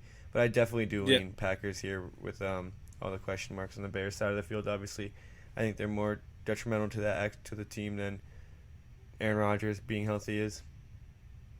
Yeah, after all this debate about injuries and stuff, I think this should tell us and our listeners one thing. I don't think any of us are going to see this game on their card. I think this is a big stay-away game. Way too many question marks throughout the lineup. The Packers have been riddled with injuries on both sides of the ball throughout the year. I've touched on Rashawn Gary. I think he's one of the best defensive players in the league. He's out. So it's just too many question marks for me. I'm staying away. Yeah, Huff. Oh, one thing I do want to bring up about this game. Huff, great hit last week with that plus 290 on Christian Watson. I can't remember the exact stat, but there was something saying he has more touchdowns than there's a list of guys. Just surprised to see him coming on so strong. I think Justin Jefferson was on that list and some other notable wide receivers. So, great hit by you. Mackey had that too, but Yeah, I hit that too. The thing with Christian Watson, my logic behind that one, I'm just like Rodgers. I know he has Randall Cobb, and he went to Cobb early in that game, and that was obviously a high-scoring game. So Cobb and Jones already got in. I even think Lazard had already gotten in. I'm like, Jesus Christ, can we just fucking get Christian Watson on the field? And he throws 40-yard bombs to him, 30-yard in the red zone. Doesn't matter. He's showing that he's not scared to use this kid, and he's really liking what he's been able to do. That plus 290, that was worth. You guys were so high. If you remember, like halfway through the season, you guys were so high on Romeo Dobbs. It was like, don't forget about Christian Watson. He's good. He's just hurt, and then he's came back and he's turned up. And so, yeah, plus 290 on that. Nuts. I just think Rodgers has the ability to make any receiver look good, kind of like Brady with that Scotty Miller dude. Like he makes him look like a, you know what I mean, elite receiver at sometimes, and it's like, all right, calm yourself down. Let's remember who's throwing the ball. And Yeah, kind of like struggled this year. Yeah, it's kind of like Brady with Julian Edelman too. I'm not even commenting on that nonsense. Stick to your no rings in your lifetime. Guy watches the Dallas Cowboys. God, I'm wearing a Cowboys hat. on. Look at he's hurt. He's mad I said that. Do you remember when Tony Romo fumbled that field goal snap and then they lost the game? Yeah, I have a lifetime of pain for being fans. Right, I get it. Do you remember when Des Bryant caught it? Oh, me either. All right, Huff, what were you saying? Des did catch it. I was kind of gonna set up Mackey for another chirp at you. Actually, I was gonna say. No, I'm here I was for gonna it. say. I love how Mackey's talking up Justin Fields now. That's the boy, isn't it, Mackey? I don't talk up Justin Fields. He's a running back. He just has more potential than I thought he did. He's good. You can say it. Mackey, Julian He's not as Edelman, good. and Cole Beasley. Cole Beasley, I'm taking him. I'm taking him any day. Yeah, because Cole Beasley's a fringe Hall of Famer. Yo, if you want to go look at their stats, Cole Beasley literally has better stats than him. I will. But Wes Welker, You know what outnumbers stats though? what? Super Bowl rings. That's all it comes down to it. Yeah, I wish Cole Beasley played with Tom Brady. That would have been pretty cool. Uh, What are you doing? Looking up stats? Oh yeah. All right, let's get into Go to the this references. Go to the Seahawks-Rams NFL game. references. Promise you, they're very similar. You go to Wes Welker's though. Wes Welker blows them both out the water. Yeah, I told you Wes Welker's really good. The but only thing Julian Edelman's different between Julian Edelman and Cole Beasley is accolades, and that's because Julian Edelman got to play with Tom Brady. Oh, I look up stats. Guess what I get? This season's stats. It's like, oh, good. Cole Beasley had 2 catches and Edelman had none. Thank you. I'm surprised you didn't. Edelman had none. Yeah, let's go. Cole Beasley on top. He's on top off You rip. can tell Julian Edelman's better than Cole Beasley because Julian Edelman's a personality on TV and Cole Beasley's nowhere to be found. I think he's an anti-vaxxer, so settle down. He's a family man. Wouldn't you rather be a family man? I think Cole Beasley should have cut his hair a long time ago. Julian and Edelman would have picked him up. Julian Edelman's is worried about throwing $100,000 in the Vikings this week. Julian Edelman's the boy, is what you're saying. Yeah, he's a degen just like us. I can't find this stat. We'll bring it up next week or something. Oh, you you can can't find him. All right, we'll find him next week. You can bring it up if you want. I can't find it. I got this year's stats. That's so irrelevant. All right, we'll find him later. Thank Let's you. move on with the segment. Thank you, Google. We got four 4:00 go. games this week. The first one up is the Seattle Seahawks at the Los Angeles Rams. The Seahawks are the favorite here at 7.5 points. Their money line sitting at minus 355, and the over/under sitting at 41.5. No trends from me here. We're going to send it over to Ace to get us going on this first 4:00 matchup. What do we think, buddy? Before we get into our takes on this game, I just want to ask you guys, Jesse, you can hop on this too. Do you guys think the Seahawks are a good team? There's so many. Is the NFC The short I don't answer, think the yes or NFC no. Short answer, yes or no. I'd say No. No. Yeah, no, me. I don't. I think Geno Smith is a good quarterback. They're I'm hot not right saying now. no, but I'm not saying yeah. They're cold right now. They were hot. They Well, were right. hot to start Sorry. the year. Yeah. Yeah. If you remember going back to the beginning of the year too, I think Mackie might have backed me on this. We thought that the Seahawks is one of the worst rosters. I can't believe they won so many games. That defense. I know they have those rookies that are coming out of nowhere and turning into good players, but I think the Seahawks team is terrible, and it sucks that the Rams are so battered by injuries because this would be a get-right game for the Rams right here if they had everybody in their lineup, but you're without Cooper Kupp. You're without Matt Stafford. You're without a running back. They have Kyron Williams leading the way. I don't know what Cam Akers did. Maybe he requested a trade, but before that even, I don't know what he did to get in the doghouse. I see no way that this team wins the game. I do really like the under in this game, which is surprising because I've loved the over in Seahawks games all year. What's that number sitting at, Jesse? 41.5. Yeah, I like the under here a lot. I don't see how the who's even running the quarterback for the is it Hundley? No, what's his name? The quarterback for the Rams. Perkins, Number 16. Bryce Perkins. Yeah. That's all I know him for as. Yeah, me too. Somebody's playing quarterback, but I don't think they put many points on the board. Bryce Isn't that Perkins. Rams Guy's defense? name. Bryce Can you guys Perkins. hear me? Bryce Perkins. Bryce Perkins. All right. Yeah. That's Huff, not where'd who he go I to was thinking school? of, I don't think. I have no idea Huff, where he went to school. I just know his name. He's not. He's been in the league what? 3 years? I'll look. Can you give me a quick update on that? But yeah, more to my point for the under. I think that Rams defense. I know they're injured on offense. We all know that. The whole world knows that, and they've thrown in the towel for the season. But you still have Aaron Donald. You still have Jalen Ramsey, right? Aaron Donald is He went out to this U- week. he went to Oh, good. UVA. He went to UVA, and Arizona State. Yeah, Aaron Donald is out this week, sitting out his first game since 2017. So this team is just Throwing in the towel. really throwing in the towel. Yeah. And they don't even have a pick to tank for.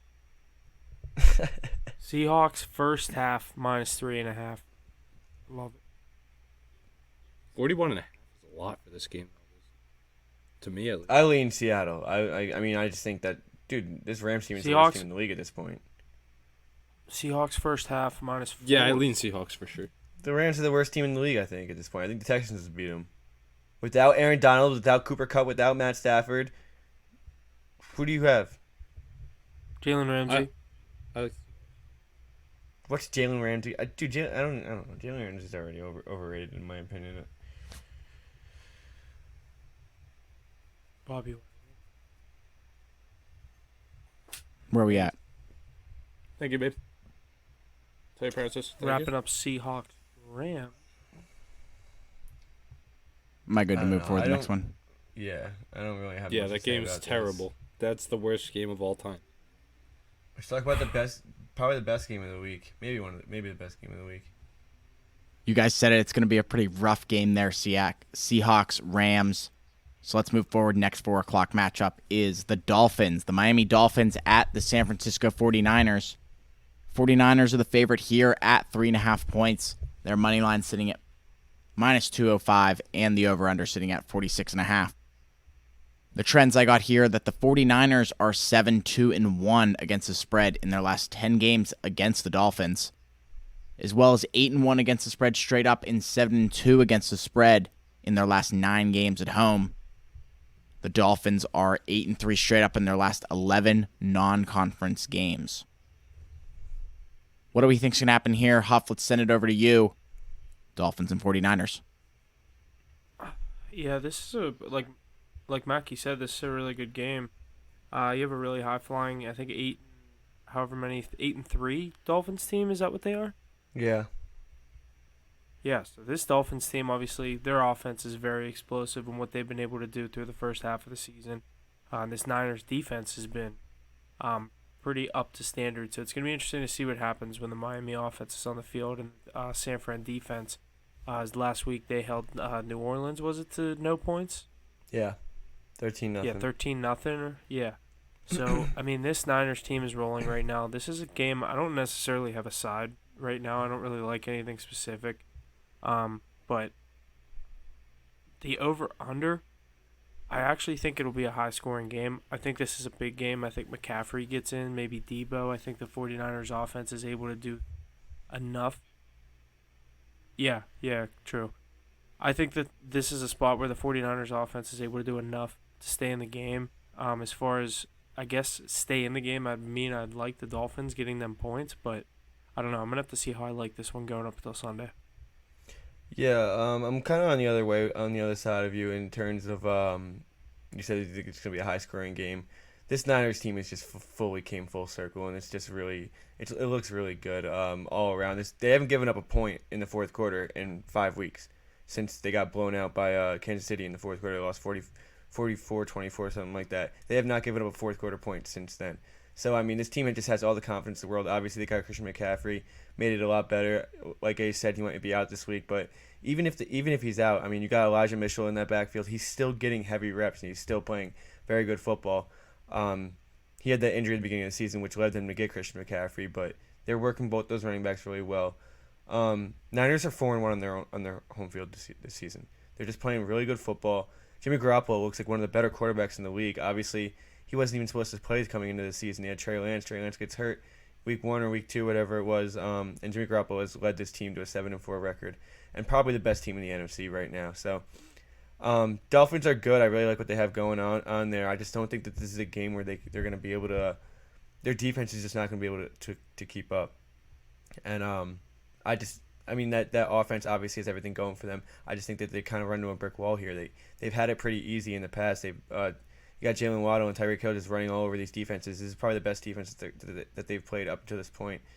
Other than that, I mean, you have Buffalo, but it's a divisional matchup. It's a little bit different of a situation. So, they might run into a little bit of a brick wall here. So I like the Niners to win this game, and I like the under as well. Yeah, Mackie, you brought up some good points there. One thing I wanted to touch on, you said Jimmy Garoppolo looking like one of the best quarterbacks in the league. Honestly, shouldn't come as too much of a surprise because we've talked on this really last week, how bad the quarterback play is in the NFL this season as a whole overall. Yeah, but for just for a guy that was coming into the season not even supposed to be playing football. Honestly, yeah, as a backup quarterback. Yeah, right? Exactly. Yeah, no, he's got the ability and knowledge to be a good quarterback in this league. But another interesting thing to look at is the new head coach of the Miami Dolphins facing his former team. He comes out of that Shanahan tree. He was the offensive coordinator for this team last year. And let's think about it. A lot of the success that the Dolphins have had this year, being one of the top teams in the league, has come off of his offensive scheming and his play calling. I'd like to think that the 49ers have a good read on what he's going to do this week. I think they match up very well with him on defense. I think that they have the knowledge of what to do against them. And you said it earlier, the Dolphins are a new team. Niners looking like one of the best teams in the league. The Niners have been doing this for years now, right? They've been doing this since they went to that Super Bowl. A lot of veterans on this team, a lot of experience. I love the Niners in this spot. I don't think that the Dolphins are going to have a good day. I think Tua's going to throw a pick or two. See a lot of sacks. They're not going to be able to run the ball at all, even though they don't generally. I love I love the Niners in this spot this week. I might be carding that or a prop or two out of this game. Normally I'm high on the Dolphins too and Tyreek Hill, but I just think what's the name? Mike McDaniels, right? The coach for the Dolphins. Mike McDaniel. Yeah, if you saw his interviews coming this week, he wasn't as optimistic as he normally is. He's a little bit nervous about Nick Bosa. He's a little bit nervous about some of the other guys on that side of the ball. And like I said earlier, I really want to touch on that. He was the former coach for them, so a lot of people haven't been able to figure out his scheme all year, but maybe his former coaching staff does. So give me the Niners this week to rule the Dolphins, honestly.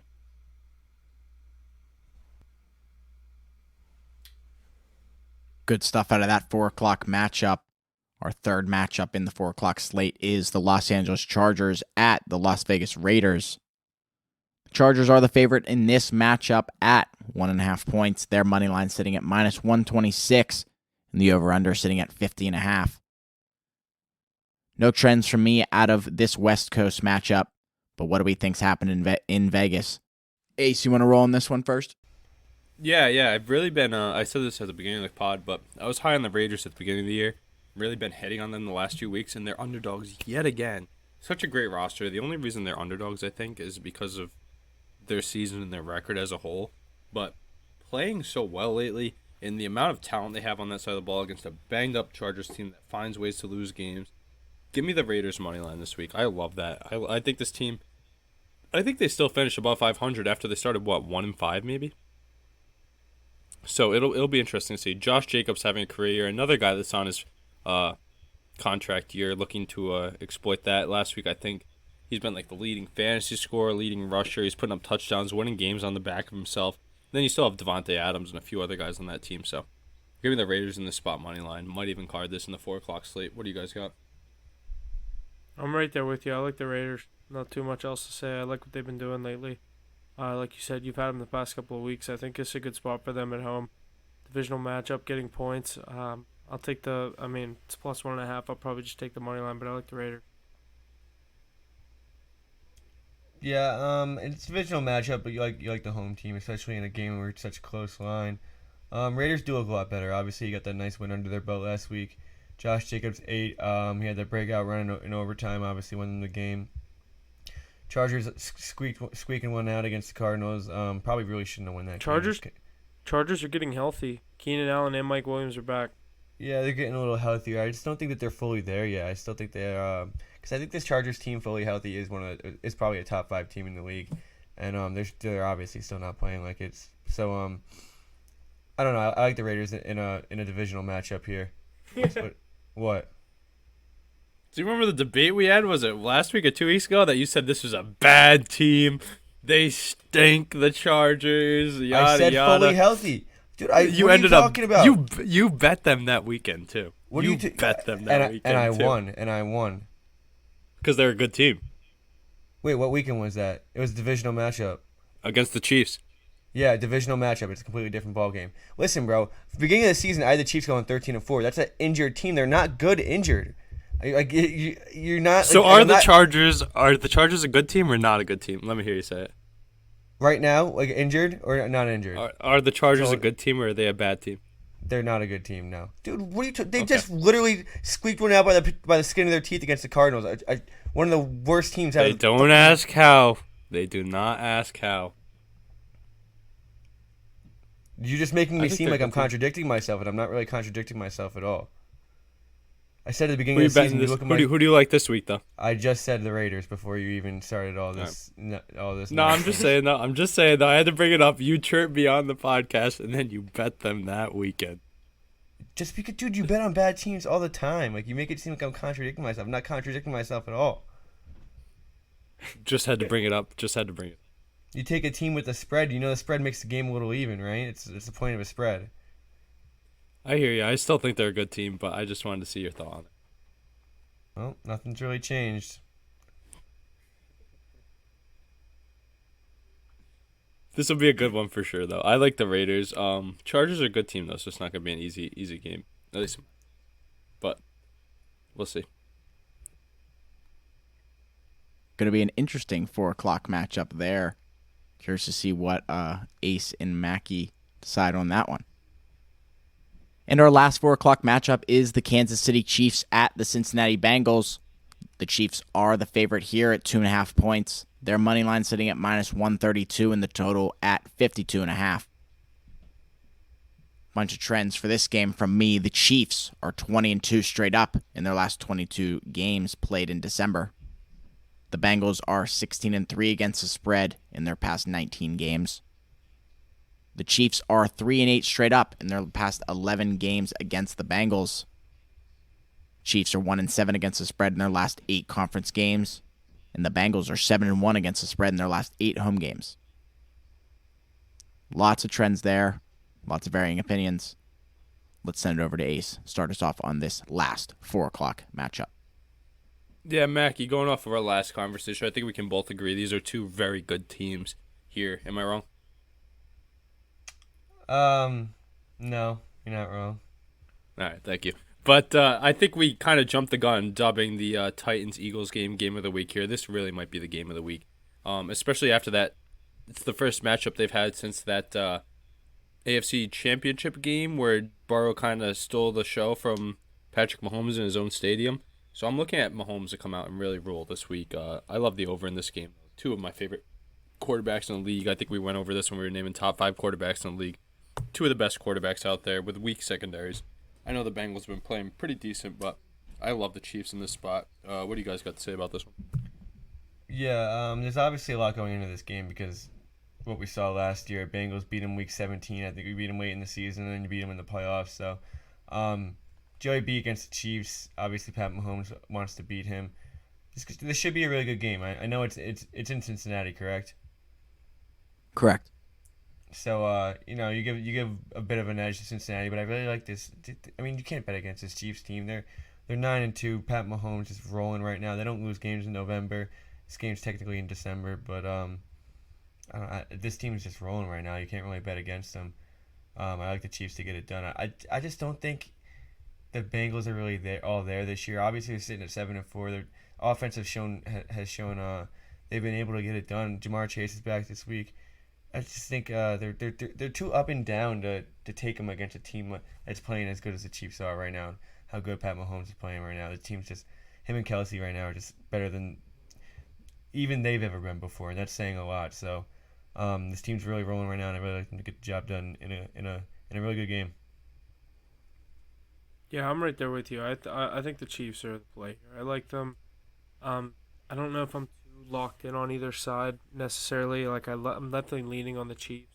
But like you said, there's a lot of stuff going into this game. This rematch from last year, these teams saw each other twice, so you got to think Kansas City gets their payback here. But it's an interesting spot. These teams could see each other in the playoffs, and I think the Chiefs would wipe them in the playoffs, just like I thought last year. So I don't know. The Bengals are a very pesky team that I don't necessarily like to bet against. So I don't know if I'll be carding anything here, but I'm definitely leaning Chiefs. But definitely don't want to wait up till. I agree with you, Huff, there. I don't know if I'm carding anything from this. It's going to be a fun one to watch. Maybe it's the over, though, really, with the shootout between these two. But I don't know if you guys saw that post I just shared with you, but it was basically Justin Reed calling out the whole Bengals receiving corps, saying everybody's still getting locked up. And then Jamar Chase said? Yeah, that's what I was saying. Jamar Chase goes, let's put some money on it big time.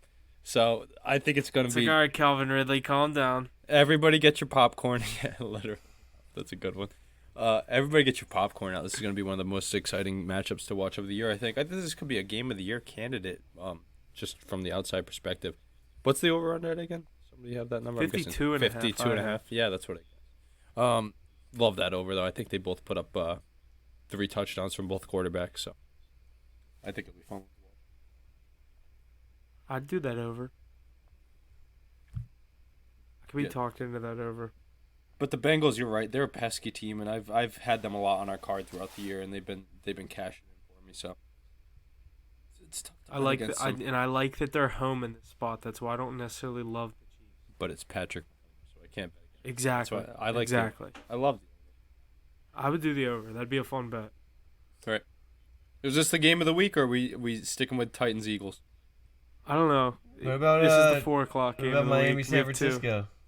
Yeah, this is a good slate. Remember last week, or was it 2 weeks ago? Weeks.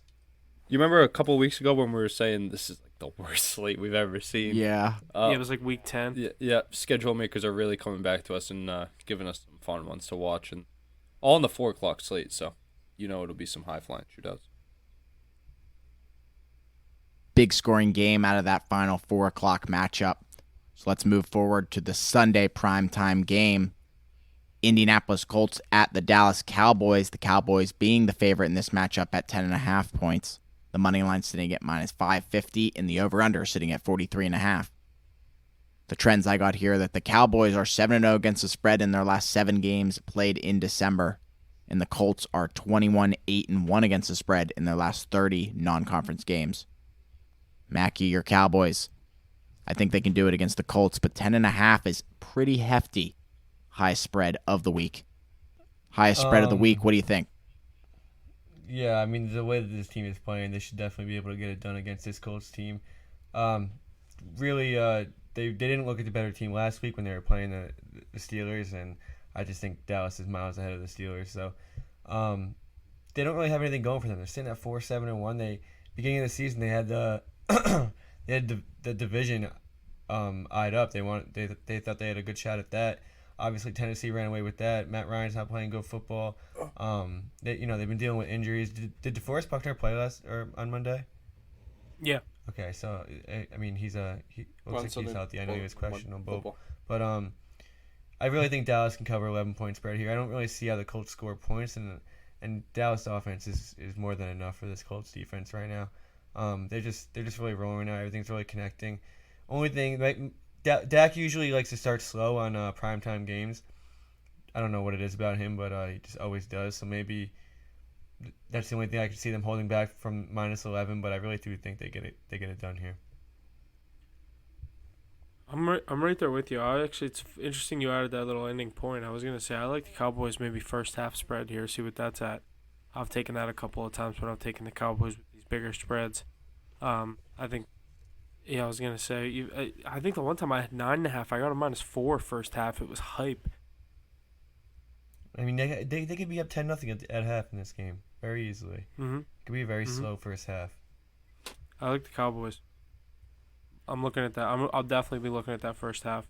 First half under 2 maybe. I wore this hat for a reason. The Cowboys are gonna roll this week. Remember what they did to the Vikings a few weeks ago? I think it's gonna be a very similar story. I think Matt Ryan even gets pulled in this game. He was begging to get pulled against the Steelers, trying to throw 2 interceptions in the first 2 plays. Maybe I hit that again in the prime time, that Matt Ryan interception prop, because he loves throwing the ball to the other team. They're always open, which is nice. And Trayvon Diggs is a ball hawk, so I love the Cowboys to clamp this week. I think they're one of the best teams in the NFL. One of the best defenses, top 3, top 5 for sure. So I don't understand how much is going to go well for the Colts. I do think it'll be a tougher day of sledding for Zeke and Pollard. For Zeke, it's not Thanksgiving, so there's no turkey leg to get after the game. For Pollard, he's running up against a formidable defense in Indianapolis. So I think Dak has a big game through the air. Over 1.5 touchdowns should be a lock. I think CeeDee Lamb's due for one after getting snubbed out of one last week. But, yeah, I love the Cowboys. Probably by that 0.5 point for -10 here. And if you want to throw them into a teaser with something you loved earlier in the day, now is the time.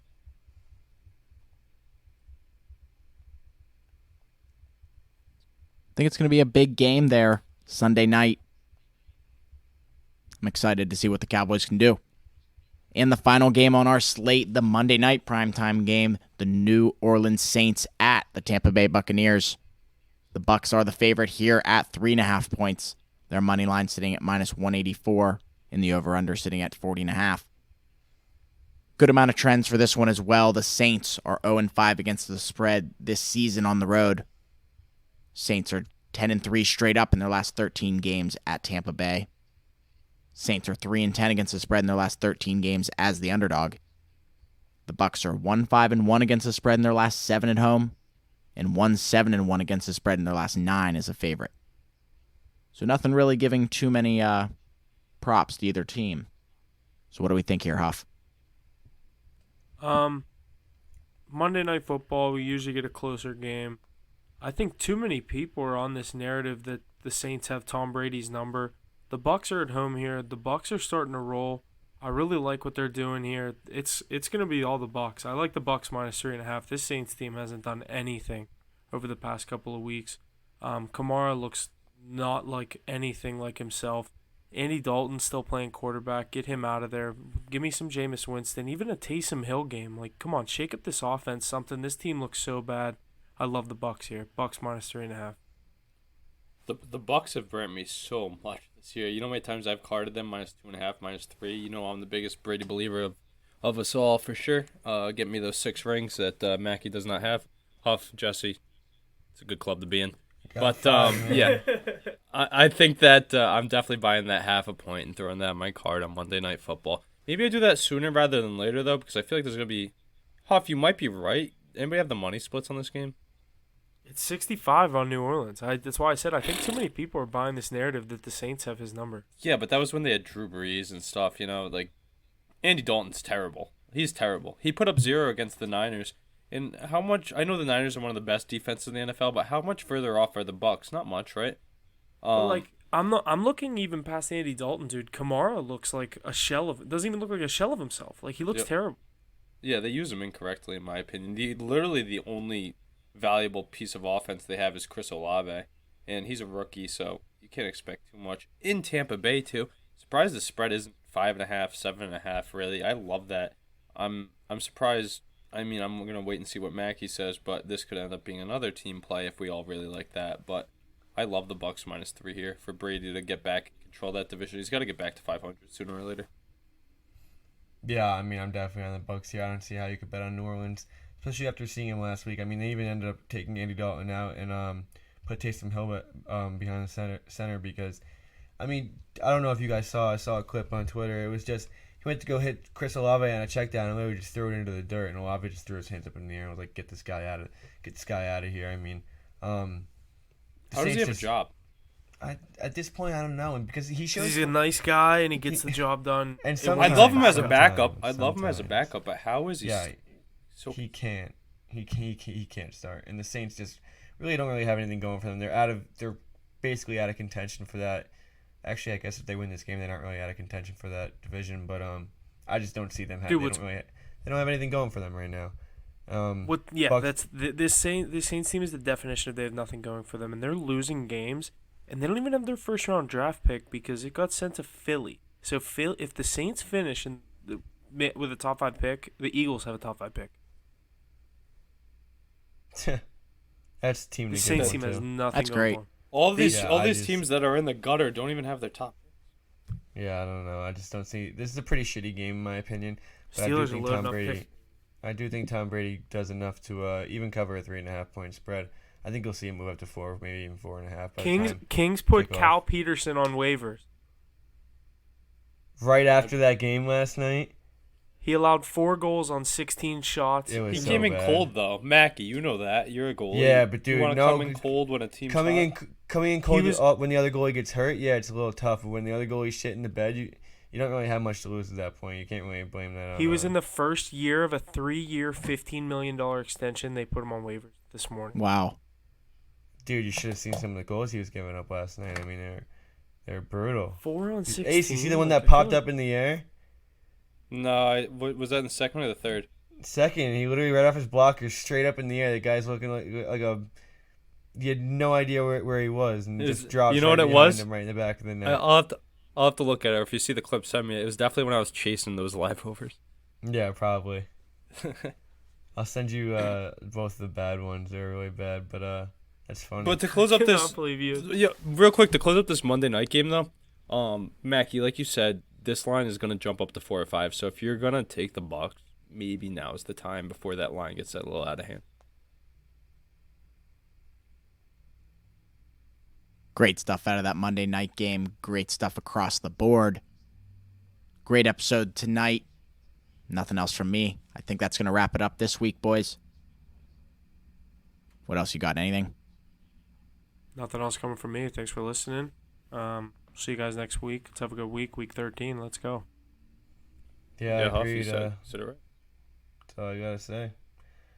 Definitely like check I said out earlier. I know we're gonna say the same thing. Check out the socials here. College We got football, plays coming at you. I know. Well, Huff's got the college football unlocked. Mackey's got a bunch of college basketball. It's really getting into the big swing of that. I know a lot of people don't pay too much attention till after the new year, but Mackey's been really hot there. And like we said, our NHL and NBA card have been really well, and I know a lot of you like tailing those picks, so definitely right along. We look forward to hosting a podcast for you each and every week, so thank you for listening each and every week. That's all we got. Subscribe, like, and subscribe. That's all we got. Thank you. See you next week. I took the walk. Pull it. And that's going to do it for us on this episode of Hit the Books. Thank you to everyone who tunes in each and every week. Without you, we wouldn't be able to do what we do here, so please like, share, and subscribe wherever you can. And don't forget to check us out on Facebook, Instagram, and Twitter for our plays each and every night in the NHL, NFL, MLB, NBA, college basketball, and college football. Thank you again, and see you next week.